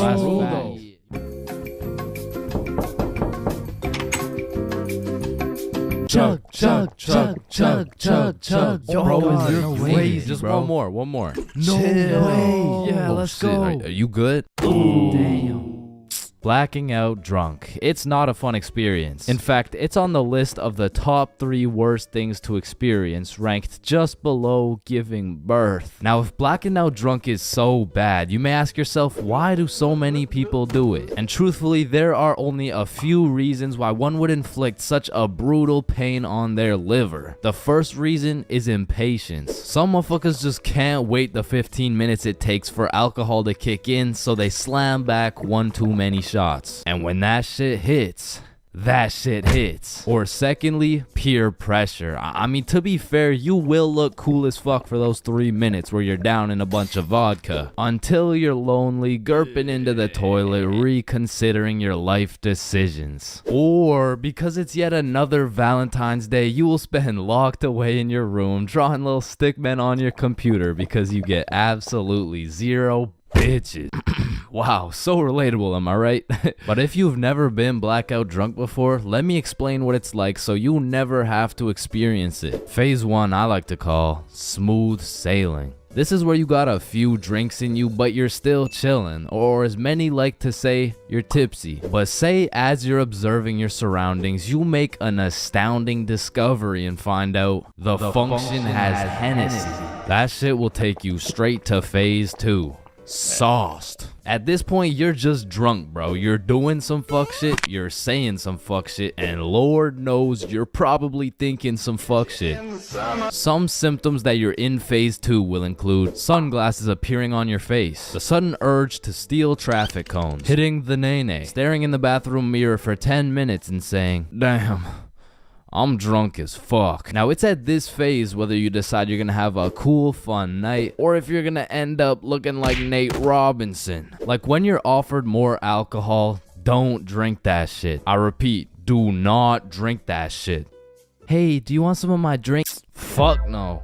Do you want a sip of my? Aw, shit. You done fucked up. That's the type of shit that will have you in phase 3, which I like to call, shit, I don't feel so good. Ugh. As you can tell by the name, this is where shit starts to go downhill. You go from having a jolly old time to quivering on the floor with your liver fighting for its life. And this is the moment when your memory starts cutting out. You can remember some things here and there, but half of the night simply vanishes. And to be honest, that's gotta be for the better, bro, because I don't know if you wanna remember the pain of being in the downwards dog position while vomiting your guts out. It's not a fond memory. But to get to phase 4, god damn, the function would have to have a lot of fucking Hennessy. In order to get this drunk, you gotta be going through some shit. You gotta be in Spain without the S. You gotta be in Champagne without the sham. You gotta be going through some cock and ball torture without the cock and ball part. Or you gotta make a pretty big miscalculation, bro. Either way, you ingested enough alcohol to kill several farm animals, and this is roughly what you're gonna remember. Nothing, bro. You're not gonna remember jack shit. Pretty much 30 seconds after laying eyes on that juicy bottle of Hennessy, you teleported into your bed with a crazy headache and no recollection of what the fuck just happened, which takes you straight into stage 5. Grief. You go on your phone to ask the homies what happened last night, and the very first thing you see in the group chat leaves you frightened, appalled, in disbelief. You thought I was feeling you? That nigga a munch. Now, I don't know what gremlin takes over your body when you're blackout drunk, but there is no reason I should be throwing my shit back like Ice Spice well on video. Like, it's cool behind closed doors and all, but in public? The fuck? And I understand that consuming enough alcohol to make you forget the night completely has horrible effects on your body and kills an unholy amount of brain cells, but like, that's really not even the worst part, bro. Like, my brain can take one for the team, but my dignity, if I see one more video of me dropping that shit to the floor, I'm done, bro. That's it. You wake up the next morning not remembering a single thing, but as you see more videos, read more text messages, collect more data and evidence from that night, you begin to piece together the puzzle of a night that should not be remembered, leaving you in grief. But that's not all, no. Phase 6 is pain, cause you don't even want to feel the extent of a blackout hangover. That shit will have you feeling like you got hit by a bus, and shit, you might have actually got hit by a bus, you wouldn't know. Shit will have you feeling like one of those musty old chihuahuas. Now, I don't know exactly what it feels like to be one of these things, but all I know is you don't want to be one of those musty old chihuahuas. I mean, it's not fun waking up all shaky with a throbbing headache and the urge to just stop existing. And every single time you black out drunk, you tell yourself, I'm never getting this drunk ever again. Until the moment you realize the function has Hennessy. Your very first time buying from the plug. It's a special moment. It marks the beginning of a bond so strong and full of trust that it can only compare to that of your barber. Now, your first time copping from the plug can go many different ways, but my first time took place way back when I was 7. Okay, that's cap, but I was 13. Now, as some 13-year-olds, my homies and I were oblivious of how to get our hands on some sweet, juicy, succulent, magic broccoli. But you know what they say, if there's a will, there's a way. So we did what any 7th grader would do. We searched that shit up on Google. Where do I buy weed? And somehow, one of the first things that came up was some motherfucker on Reddit like, just order a pizza? The pizza delivery guy stands a 78% chance of being baked. Just ask him where to find some gas. Simple as that, man. Yo, bet. So we call up Little Caesars like, hello, can I get a medium pepperoni pizza, please? Yeah. Yup. Alright, bet.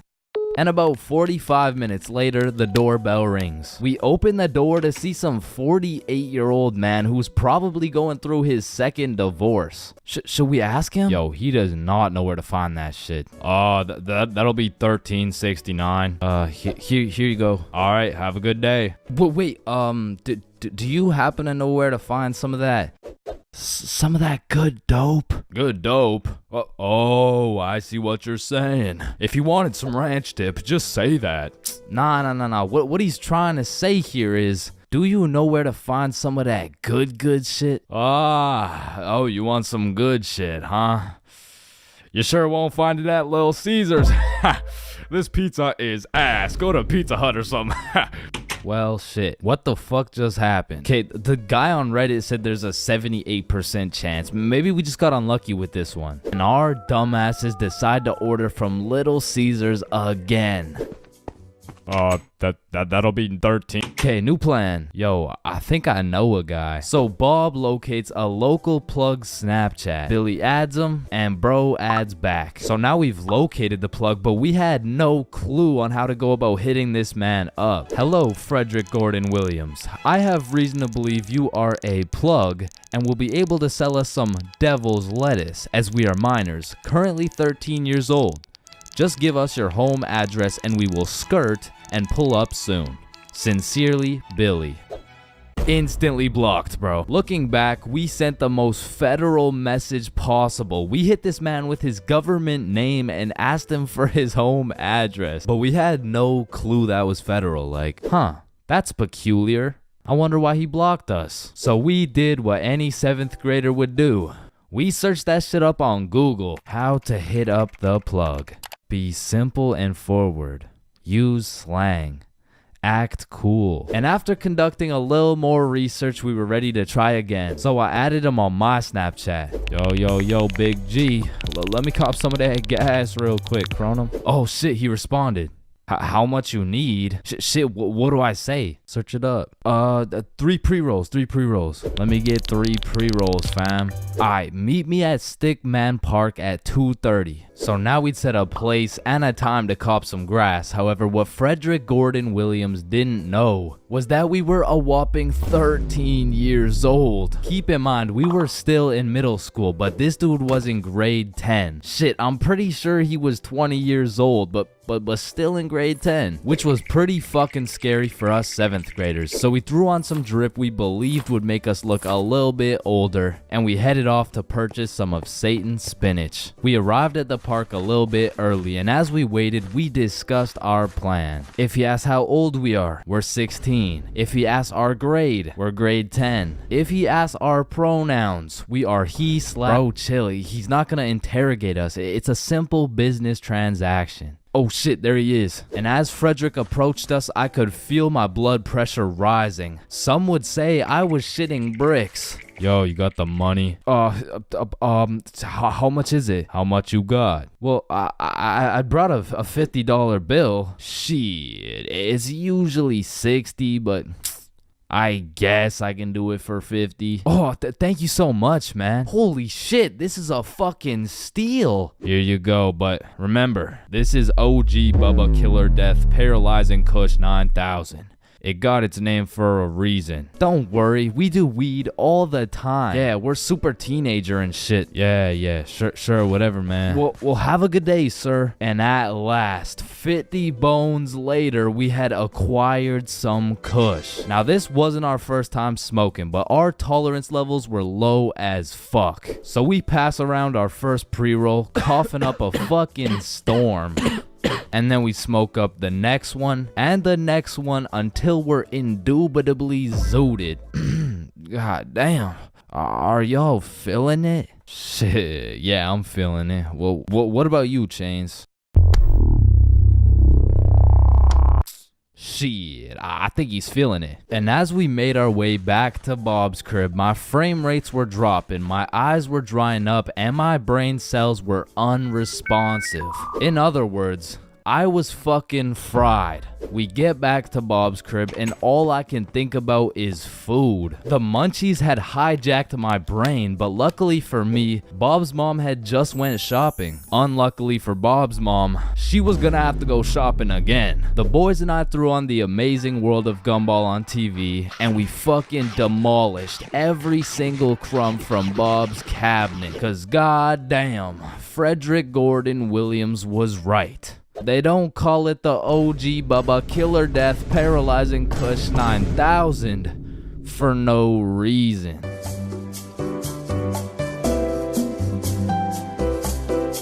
Okay. Okay. Oh yeah, baby. Let's go. Yeah, let's go. Now, I don't know why, but there's just some things we all did as kids. And it's not like any of these things actually make sense, but we just did them. Like, did you even have a childhood if you never dug a hole to China? Timmy, we're almost there. Yay, just 2 more minutes. I mean, kids are just some dumbasses, bro. Like, who's gonna tell little Timmy he's not digging through the Earth's core with this little rinky-dink ass shovel? But to be completely honest, out of all these dumbasses, I was probably the stupidest kid known to man. Like, I remember when I was 5 and I was taking my annual shower, you know, and all of a sudden I had realized I was a fucking superhero. It was just the way the water was flowing out of my fingertips. It was like nothing I'd ever seen before. And I was fucking hyped. I mean, from this point on, my new name was Waterboy. Wow. I was pretty fucking stupid, but not everything I did as a kid was completely impractical. For example, I know you used to run up the stairs on all 4s, bro. Like, this was just the most efficient way to get from point A to point B. I used to feel like a fucking cheetah going up those stairs. In fact, going up the stairs in this manner was so efficient, I asked myself, well, why don't people go down the stairs like this? And shit, I figured out why. Or bro, on a hot summer day, I would wait for my mom to whip out the fan, and as soon as she turned that bitch on, me and my brother would turn into the Migos. We were dropping hit after hit, like we were spending so much time talking into this fan, our mom was a little concerned. Raindrop, Drip, drop top, smoking no cookie in a hot box, fucking on your bitch, yeah, cooking up dope from the crock pot. Hey guys, you've been there for 6 hours. I think it's time to... Ma, let them cook. Bad and bougie. Cooking up dope with the Uzi. Hey! And speaking of cooking, when Mama Chains would whip up some good old craft dinner, I had no choice but to put a piece of KD on each prong of the fork. Like, that shit just simply tasted better, bro. Or whenever I was walking on a sidewalk, I would strategically plan out each footstep to make sure I was not stepping on a crack. Now, the funny thing about this one is... I still do that shit. And I know some of y'all are gonna think I'm weird for that, but riddle me this. Who's gonna be laughing when your mom's in the ER with a broken back, bitch? Now, I feel like at one point or another in your life, you just had to check if the fridge light stayed on when you close it. It's really just a part of growing up. Like, one day you'll go grab some milk for your Honey Nut Cheerios and you'll be like, hey, wait a minute. Or what about when you were bored in the car and you start doing parkour with your fingers to the window? I used to hit some crazy combos and then I would go to finish it off with a backflip. Or have you ever fucked around in the living room and you broke a vase or some shit? Whoops. You know, you get a timeout or you receive a little whooping. Now, coming out fresh off that whooping, this shit could only go one of 2 ways. Either you bawl your eyes out and play with this fucking thing for hours, or you would plan to run away, bro. That was it. That was your only options. And I had a few of those moments where I was ready to dip. I would pack an apple and my trusty Minecraft sword for the trials and tribulations to come. And then I would look my sweet mother in the eyes and realize...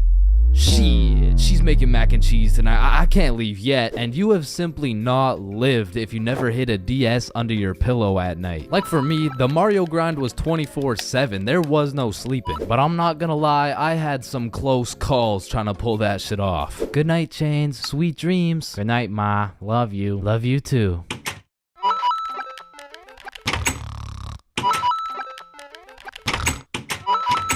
Fuck. And goddamn, bro, in grade 1, we would be doing anything but schoolwork. Like, we'd be poking holes in our erasers, injecting heroin with mechanical pencils, drawing this shit, and breaking this shit off mechanical pencils. I'm not gonna lie, you still gotta keep me away from those things, because if I see them, I will break them. And yo, I'm not gonna forget you motherfuckers who used to put glue on your hands and let it dry so you could peel it off. Like, bro, you're weird for that shit. I'm not gonna lie. But I did used to love crafting the biggest marker sword you could and have a duel. And I don't know why, but I always used to carry around this tiny ass pencil. Like, I never actually used it, but I always had it. And I used to flex it too, thinking it was cool or something. Yo, shorty. Take a look at my pencil. Oh my god, why is it so tiny? Tiny? It's not that small. And bro, tell me as a kid that you never had the random urge to just do this shit. and you just stay there. I don't know why. And I'm not gonna lie, I have to contribute my entire professional stickman career to drawing on the windows as a kid. Like Mini Chains was whipping up some masterpieces. They were on some Picasso level shit, which is exactly why you see this high quality stickman content. High school, the only place you'll find nerds and jocks chilling in the same room, where there's fight clubs and book clubs in the same building, where you can find the plug selling something and the school thought-giving dome all in the same bathroom. And surely one of the few places you can pursue your educational prowess and take it off that Benjamin in the same institution. High school, man. Love it or hate it, it's quite the experience. And although every single person will have a different experience at high school, there are some things you are guaranteed to encounter. Like the PE sweat, the nerd, that one strict ass teacher, the teacher's pet, the redditor, the predator, the chill teacher, the plug, the stoner, that one motherfucker who walks like this, the class clown, the band kid, the kid who just never shows up, the hot Cheeto girl, that one sexy ass kid who he got all the girls and you know what I'm saying, he was like super cool, the bathroom fiend, the oh my god I almost failed that test, I did so bad, oh shit same, I got a 51%, what about you? Oh my god, I only got a 98.5. The fighter, the anime kid, and the NPCs. Every single one of these individuals make up the magical place we call high school. You come into high school merely a young, innocent, and clueless child, but you leave even more clueless than before, bro. Like when we learned about pie in math class, my dumb ass thought I was in culinary arts for 2 goddamn weeks. And that is pie. Chains, are you listening? Yeah, we're learning about pie. Then recite pie. Flour, egg, some fucking blueberry. Like coming into high school as a freshman, I was thinking, I can use my high school experiences and knowledge to figure out what I'm gonna do in life. Then shit, all of a sudden I'm graduated and my brain is filled to max capacity on bullshit. So now that you're graduated, what are you gonna do with your life? The mitochondria is the powerhouse of the cell. But one of the most majestic parts of high school is the bathrooms, bro. Like it's a proven statistic that only 1 in 30 kids actually go to the bathroom to take a piss. And Lord knows what the other 29 are doing, bro. I mean, it could literally be anything from a secret fight club to a drug ring to a fucking Bible study. Like nothing is out of the picture when it comes to high school bathrooms, bro. But the bathrooms are not the only place where some fuck shit goes down. Cause you know high school students love to see fights, so when there's the slightest hint of beef, there's a motherfucker instigating that shit. Oh shit, my bad, bro. Nah, it's all good, don't worry. Yo, personally, I wouldn't take that shit, bro. What? Nah, it's fine. Like, he practically just called you a bitch. Wait, really? No, it was an accident. Wait, what's that? Oh shit, he just said he's smoking on your grandma's pack right now. Hey, don't be talking about grams like that.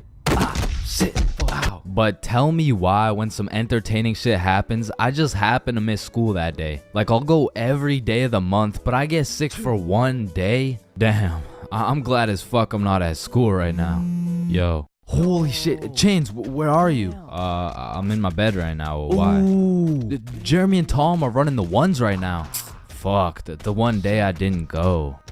Wait, what's that in the background? Oh shit, yeah, they got Lil Uzi performing at school today. What?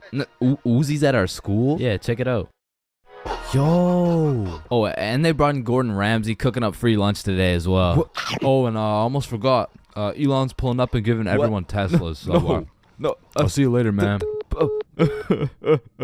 But listen, high school is nothing like these movies paint it out to be. Like all these movies portray the same shit, where Victoria and her goon squad make fun of Ruby, and where Chad and the football team shove Arthur in a locker. Like I've only seen a motherfucker get shoved into a locker once in my life, and to be honest, I couldn't even see much of it. I mean, it was pretty fucking dark in that locker, bro. But for real, in high school, you don't have to worry about some big body taking your lunch money or some football kid slapping the books out of your hand. The worst thing you'll encounter on your average day at school is your local Redditor. I don't know how they do it, but somehow every joke they make is so unfunny that it just ruins my day, bro.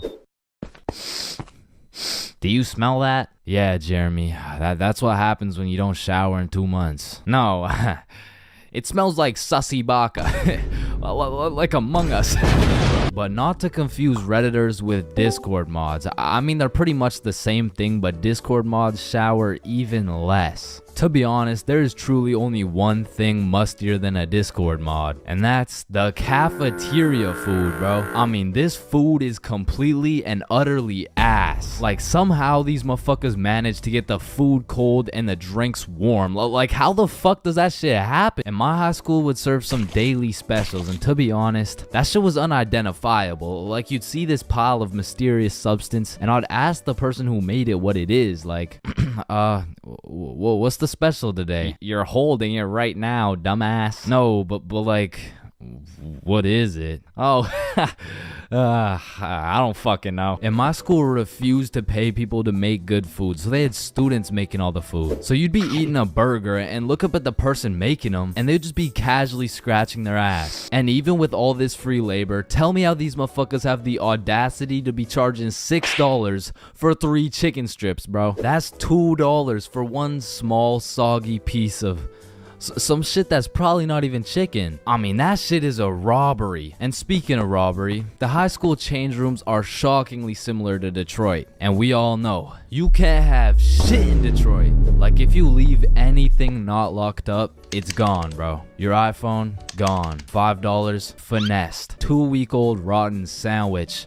Someone's taking that shit. And to be honest, even if you lock that shit up, it's still at high risk. Like, let me paint the picture a little bit. This is PJ. PJ locks all his beloved belongings in his good old PE locker before heading to play some soccer. After scoring a hat trick, PJ comes back to the change room to reacquire his belongings, only to find out someone took PJ's whole goddamn locker. PJ was devastated. Until he remembers, he can check the school's security cameras. Yeah, take a look. Yeah, take that shit, take that. Yeah, we'll. PJ never got his shit back. Now, I don't know about your guys' high schools, but mine was equipped with security cameras everywhere, covering every square inch of the school. But these cameras had the resolution of a fucking toaster. Like, you could have a motherfucker commit a heinous crime. He could proceed to put his face in the camera, state his government name, address, and date of birth, and you would still have no clue who did it, bro. And of course,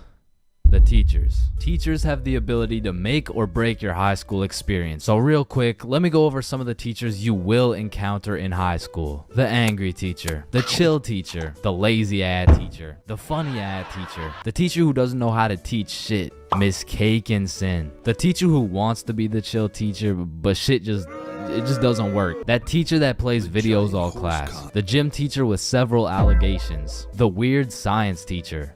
And the teacher who subscribed to Chains for Real.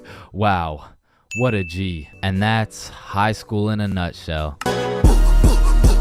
Getting zooted is a remarkable experience. However, the moment you step into a public setting, everything changes. I mean, being baked in public is the equivalent of trying to run track with clown shoes on. It's the equivalent of being an astronaut in the ocean. It's like bringing a sword to a gunfight. And trust me, I've been caught lacking baked beyond belief on several occasions. That is, until I learned the art of pretending you're not zooted. So the first order of business is covering up that dank smell. Cause shit, you and I both know if you get caught reeking of that sweet, sweet smell of Mary Jane, your cover's blown. So take some Axe, some cologne, some goddamn Febreze, and just douse yourself. And just when you think you put too much, spray some more, bro. And although all this Axe is gonna have you smelling like a frat boy, it is crucial that we avoid the following scenario at all costs. You get some of this. Nice. Yo, do you think you can still smell it?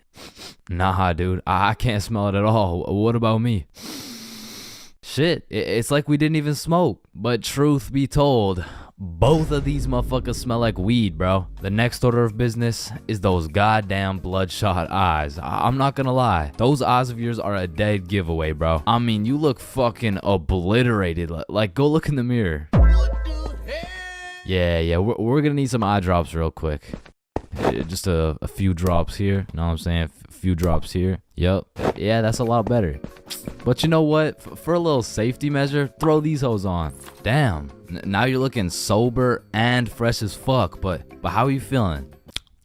Your mouth's a little dry, huh? Well, I got just the thing for you. You see this? Yeah, shit's called water. It's gonna help you with that cotton mouth, and it'll keep you hydrated. Yeah, that's some good old H2O. Nice. Yeah, now go take a look in the mirror. Yeah, you're looking good, But before you go outside, we gotta go over some of the basic principles of pretending you're not faded. Number 1 is no rambling. Talking too much can be a slippery slope, which will ultimately compromise the mission. Yo, Chains, what time is it? It's 107. 107? Wait. Bro, 107 isn't How the time. did the first person make the clock even know what time it was? What is this dude talking Did about? they just randomly decide and, just start running with it? Hold up. Chains is baked as hell. No.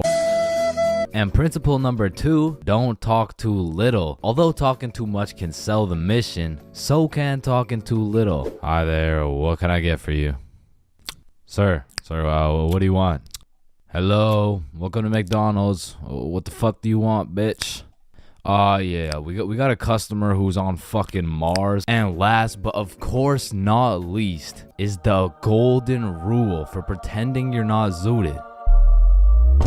Just say you're tired, bro. It's undefeated. It works like a fucking charm. It hasn't failed you yet. Failed him yet. Chains, have you been smoking the devil's lettuce? Nah, I'm just tired. Oh, okay. Hey, were you just smoking in the bathroom? Nah, I'm just really tired. Oh, okay, my fault. So you're telling me you've been found driving with a joint in your mouth, 3 ounces of weed, and you failed the drug test? Objection, Your Honor. My client here, he was tired. Innocent. He's proven innocent. He's good. So with all this being said, I think you're ready to go out. Well, where are you going anyways? What? You're going to your grandma's 89th birthday? Ah, shit. Good luck with that, man.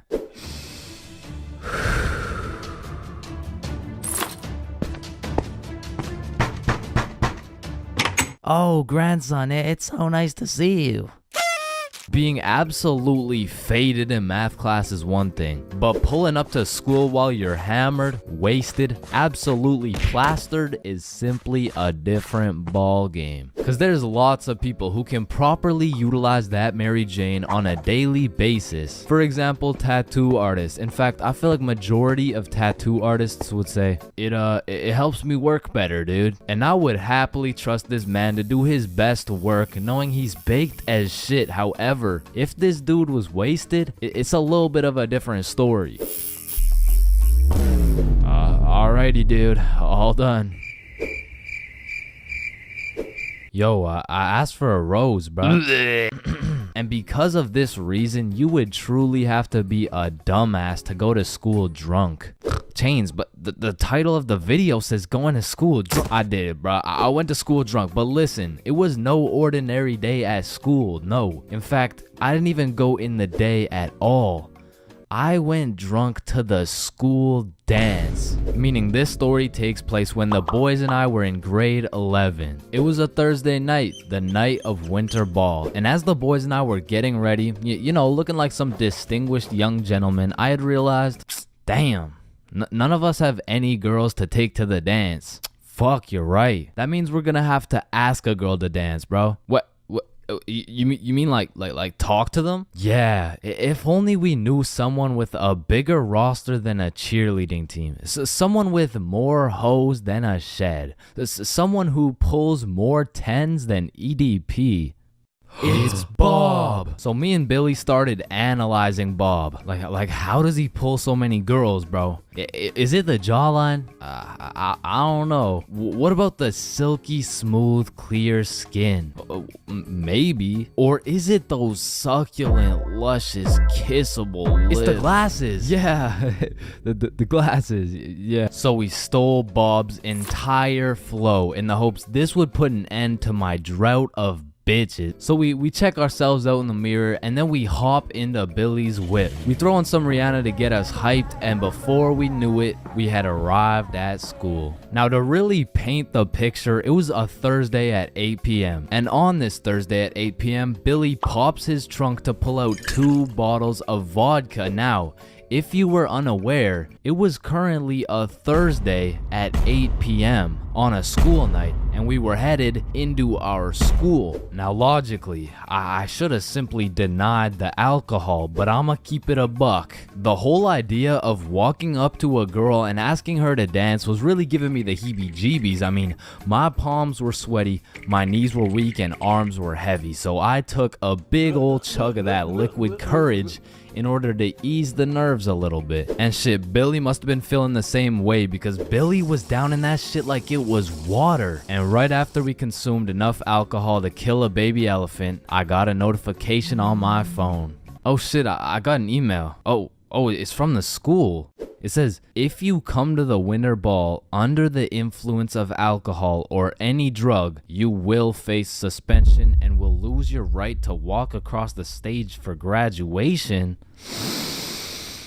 Fuck. Okay, listen, if we can get into the dance before this shit hits, we're chilling. All right, we got this. So we walk into the school looking fresh as hell, but then I noticed a fat line of students, and this line led to a security check to get into the dance. Fuck, that's not good. Nah, we're chilling. I still don't even feel anything. What about you? Yeah, same. We're good. And just as we came to the consensus that we were good, the principal starts walking down the line in our direction. Fuck, act cool. We're good. Act cool. Whew. That was close. You 3, over here. Shit, fuck, shit. Do you guys know why I called you over here? Nah. Nope. I smelled alcohol the moment I walked past you 3. Now, I don't know if it was one of you or all of you, but you know the consequences of showing up under the influence, right? Yeah, we do. And tell me, is it or is it not suspicious that all 3 of you guys showed up with glasses on? Nah, we just thought it looked suspicious. Take them off. Damn. Yes, sir. And although I downed a sizable amount of vodka, it still hadn't kicked in yet. Now, I didn't want to do this to you guys, but look at my finger. This motherfucker starts waving around his magic finger in Billy's face with a flashlight to somehow see if he's drunk. Now, I don't know what the plan was, but I was fucking scared. Okay, he's not bad. Oh, okay, he's good. Now let's see here. And just as this motherfucker puts his finger in my face, that vodka hits, bro. I'm using all the strength I got to keep my balance while I'm getting blinded by this flashlight. Let me try that again. I got a little feeling you guys drank, but it hasn't fully kicked in yet. I'll check up on you in a little bit. Yeah, that's good. Yeah. So we get to security and they make sure to pat us down. A little bit too good, but before we knew it, we were at the dance. And just like that, I saw my opportunity and I put that liquid courage to use. And you know, I'm very articulate when it comes to words, so I ask, hi, how are you?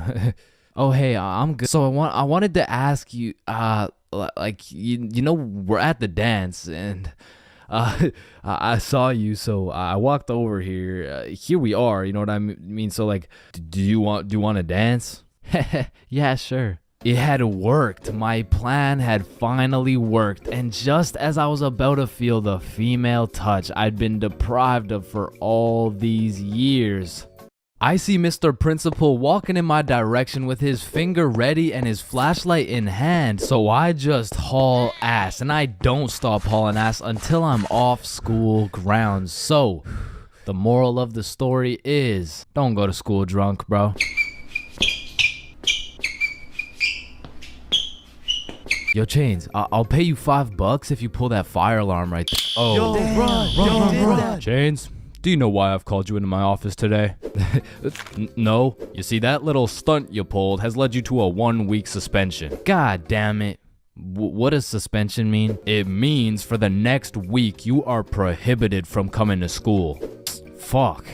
What does prohibited mean? Chains, you can't come to school for the next week. Hold up, so you're telling me because I pulled the fire alarm, I don't have to go to school for a week? Yes, it's a suspension. You are... Man, I got a love-hate relationship when it comes to getting suspended from school. Like on one hand, shit, you just don't have to go to school. But on the other hand... Suspended? Oh, I'm about to suspend that ass. Ah, fuck. Ow. Shit. Alright, I don't recommend getting suspended. That shit is not worth it. But how do I know? This story dates way back to grade 7. It was a cold winter day at Stickman Middle School. In fact, it was freezing cold, and this gave Billy a great idea. Yo, the pond behind the school is frozen. Let's go fuck around on it. Oh, I'm down. Okay, bet. So after school, we got a group of 5 homies, and we headed over to the frozen pond. Now, to paint the picture, behind Stickman Middle School was Stickman Elementary School, and behind Stickman Elementary School was this frozen pond, meaning we had to walk through Stickman Elementary School to get to this pond. But nonetheless, we walk up to the pond and instantly I see this big red sign that says, "Hazard, do not step on ice." Guys, the sign says do not step on ice. Man, fuck the sign. Watch this. Oh shit, look, it's sturdy as fuck. Yo, fuck. And even though Billy's dumbass fell in, the ice was actually pretty sturdy. So you know, we're gliding around, eating shit, hitting the meanest ballerina spins you've ever seen, and eating shit. And we were having some good old harmless fun. In fact, our grade 7 selves were having the time of our lives on this frozen water. That is until... Oh, what do you guys think you're doing? We were just walking on the ice. Did you guys not see the sign? What sign? I could have swore I put a sign right here. Nope, no sign at all. There was no sign. I have no clue what you're talking about. Okay, but you guys have to get off the ice. Well, why? Nobody's getting hurt. Yeah, we're safe. Okay, it's your choice. You're gonna regret this. So we continued with our ice skating antics for approximately 10 more minutes. Until the same lady came back up to the pond, but this time she was equipped with a Sony Alpha A7 mirrorless digital camera with the extendo lens. In other words, she was quite literally about to catch us in 4K. But at least she doesn't know what school we go to. Hey, what school do you guys go to? Not Stickman Middle School. Absolutely not. No, definitely not. Fuck, she knows. We had to think quick. How are we gonna smoothly get out of this situation without getting in trouble? So we called a boys' emergency meeting. We huddled up and discussed our best plans to get out of this situation. And after combining all of our genius grade 7 brains, we made the ultimate plan. If we started mooning the camera, it would then be illegal for her to take pictures of our middle school cheeks. I don't know how this became our best option, but regardless, we put the plan in motion. I mean, me personally, I got a little shy, but some of the boys were out there going crazy, looking...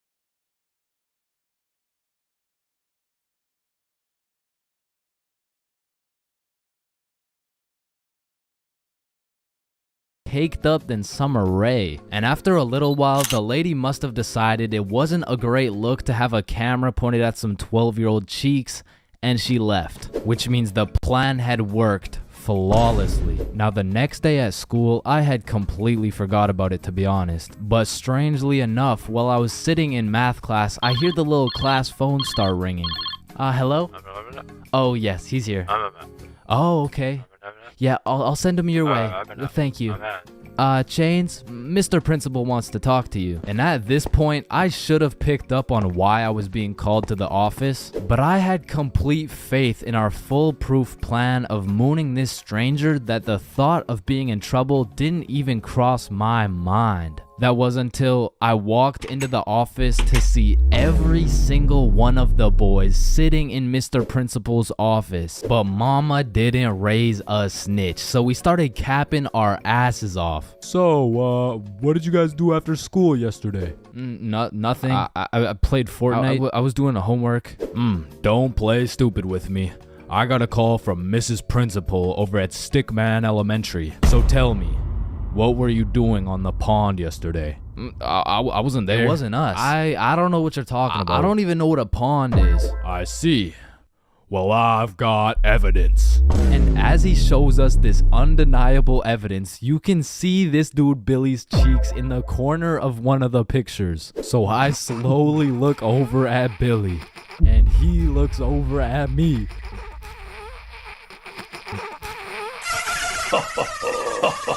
If you don't stop laughing right now, you're all suspended.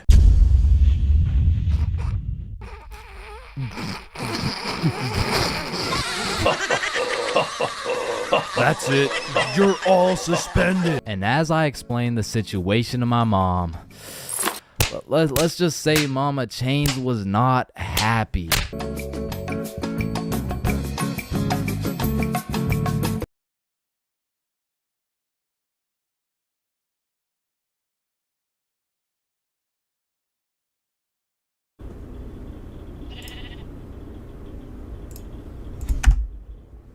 Starting the stream. Everything working? Are we all good? Wait, no, I gotta resend the wait 1 second. Don't start the stream on the stream. No, that's not what I wanted. No, okay, I muted it. Donate here. Be sure to select a reward.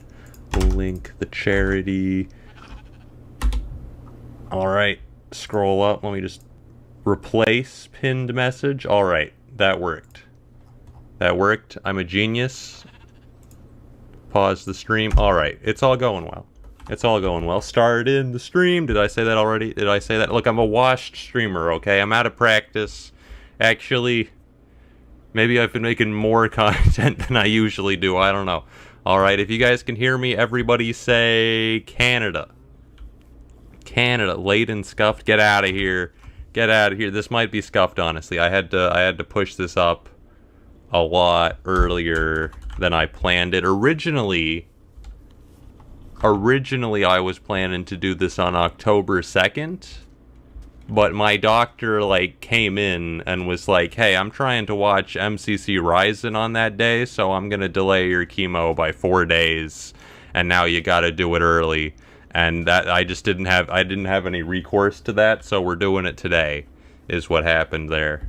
We're doing it today. Alright, Canada, everything's set up. Alright, so what we're doing today, we're playing Minecraft. I need to beat the game, and you can donate to redeem various rewards that can help me or sabotage me in the game. You can donate on the Tiltify page. I'm gonna have a Pikachu, I think, is gonna turn on the rewards so that they'll start working. And if you want to redeem a reward, you'll have to you're gonna have to, it'll have a reward section. You need to select a reward. If you donate like $5 billion but you don't select a reward, I mean that'd be pretty clutch. Wouldn't mind $5 billion going to charity, but you won't spawn the thing in Minecraft, so you know. I don't know if he's turned on the actual rewards yet. I hope they work. We tested them yesterday. Now. Do it. Go. Go. Go. Alright, let me, adjust OBS. There we go. Now I can see what donation tier we're at. I just enabled all of the milestones as well. So there's two tiers of rewards. There's the individual things that you can redeem yourself on Tiltify. And there is, I think the website's down. This is a bra moment if the website is down, let me tell you. I actually had my manager talk to Tiltify specifically so that that wouldn't happen. And they were like, it'll be fine, Technoblade. Our website going down? That's not gonna happen, Technoblade. Come on. Come on. What are you worried about, Technoblade? Come on. Are you serious? Alright, let me go to the website.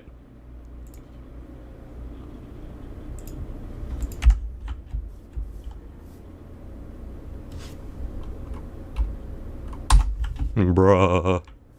Okay, that'll probably fix itself at some point, okay? Right, that'll fix. Let me kill some cows. I'm running out of food just walking around. All right, we're just gonna wait a second for that website to fix itself. It's not scuffed. Well, it is scuffed, but it's in a way that is explicitly not my fault, which is my favorite type of way for things to be scuffed, is when it clearly can't be blamed on me. All right. You broke it. You guys raised too much. We've actually already raised 10K before the event even started, so that's a good sign. I set the goal at 250K. I don't know if that's too ambitious, if that's too easy. I don't know. I don't know my power. I don't know how strong you guys are. Bruh. Alright, any minute now. Any minute now it's gonna work, and I'm not gonna get murdered by random mobs because I was waiting to start. Alright, any second now. The Tiltify website is gonna come back up and life is gonna be good. Could I get a tree that's not guarded by some terrible creature? I'm trying to see the creeper through the leaves. I really can't. Scuffed link? Okay, does the actual link itself work at least? Alright, the link works, it's just the website doesn't. But the place it's going to exists. You gotta believe me. You gotta believe it's because you guys are too powerful. This is actually a good thing. And not embarrassing. Alright, let me just...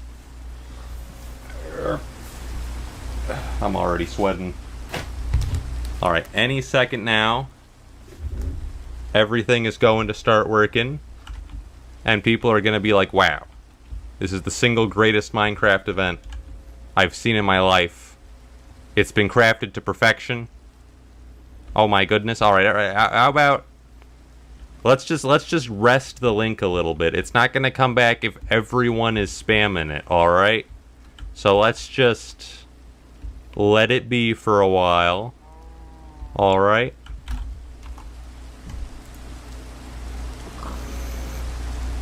Any minute now. I'm getting killed. Saved. Alright. Alright, you guys just stop clicking on the link. Alright, stop clicking on it.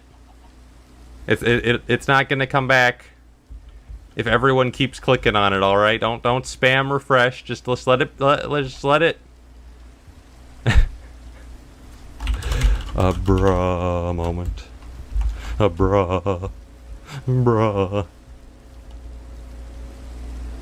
Alright, welcome back to a totally normal survival episode. We're even in single player, actually. We're gonna be beating the Ender Dragon. It's gonna be fantastic, and there's nothing you guys can do about it. You fools. You buffoons.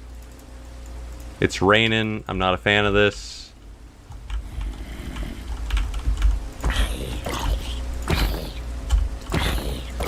I turned off particles for a thumbnail.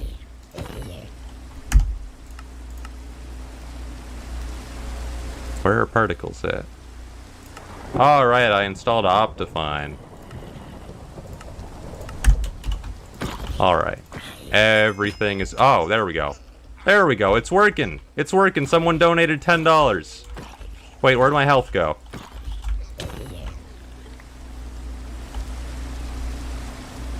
Alright, great donation. Great donation, boys. Wolf! We got a wolf. Thank you, Ethan. Alright, I gotta get stone. Okay, I need to get stone immediately before something terrible happens. Okay, rip to that guy's donation. We got a parrot. I'm gonna be honest, I kinda wanted to start this out with more than 2 hearts. This is not ideal at all. Random item. Oh. Warped planks. Alright, let's... Okay. Okay. Not today. Oh. Wait, is that... I don't... Is that like... Ah! Let the suffering begin. Let the suffering begin, alright? I just want to live. Alright, we got a parrot. We got a wolf. I think Ethan is dead. I think Ethan is gone. Yo! Cow spawn eggs. Yes. I actually needed... Does Minecraft have goats? Look, I play this game a lot, alright? I play this game a lot. I'm an expert. I'm an expert Minecraft player.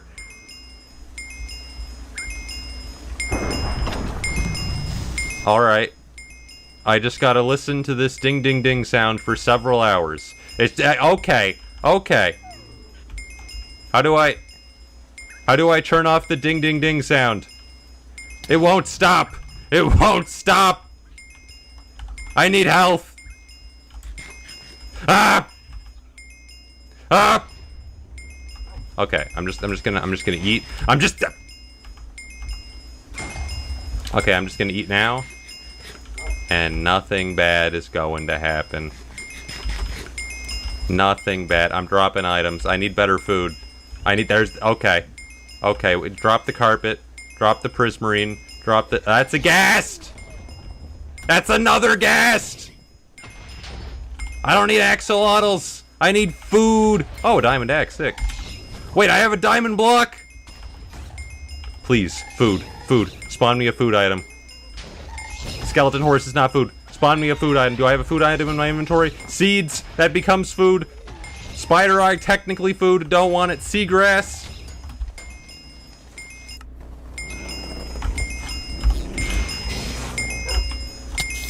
Alright, this is fun. This is great.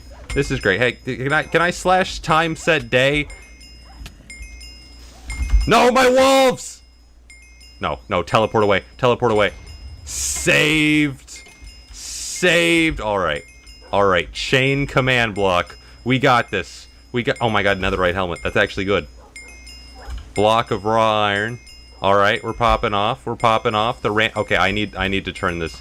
I need to turn the sound down, but I'm going to die. Which one is it?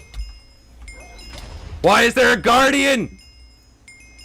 Okay, you know what? I just...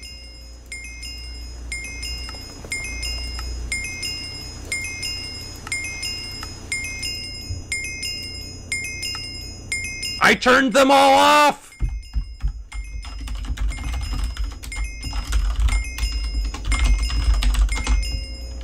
They're all off.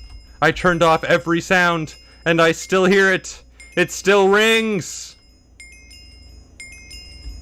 Help! How do I turn off the sound? It doesn't stop. It doesn't stop. It just keeps going. Ding ding ding, ding ding ding, ding ding ding, ding ding ding, ding ding ding, ding ding ding, ding ding ding. It's unmutable. It's unmutable. I gotta play without sounds. I gotta play without sounds. It's the only... Oh, wait. Cooked pork chop. Actual food. I can win this game. Nope. Okay. I just need to...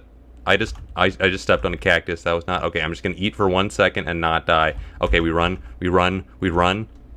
Alright, we're doing it. We're not losing. We're actually winning. No volume. Guys, this stream is not scuffed. I am a #1 YouTube... Ah! What was that? Oh my god, it keeps spawning the hogs. Huh? $3,000 donation from Daldo that spawned a Wither. No!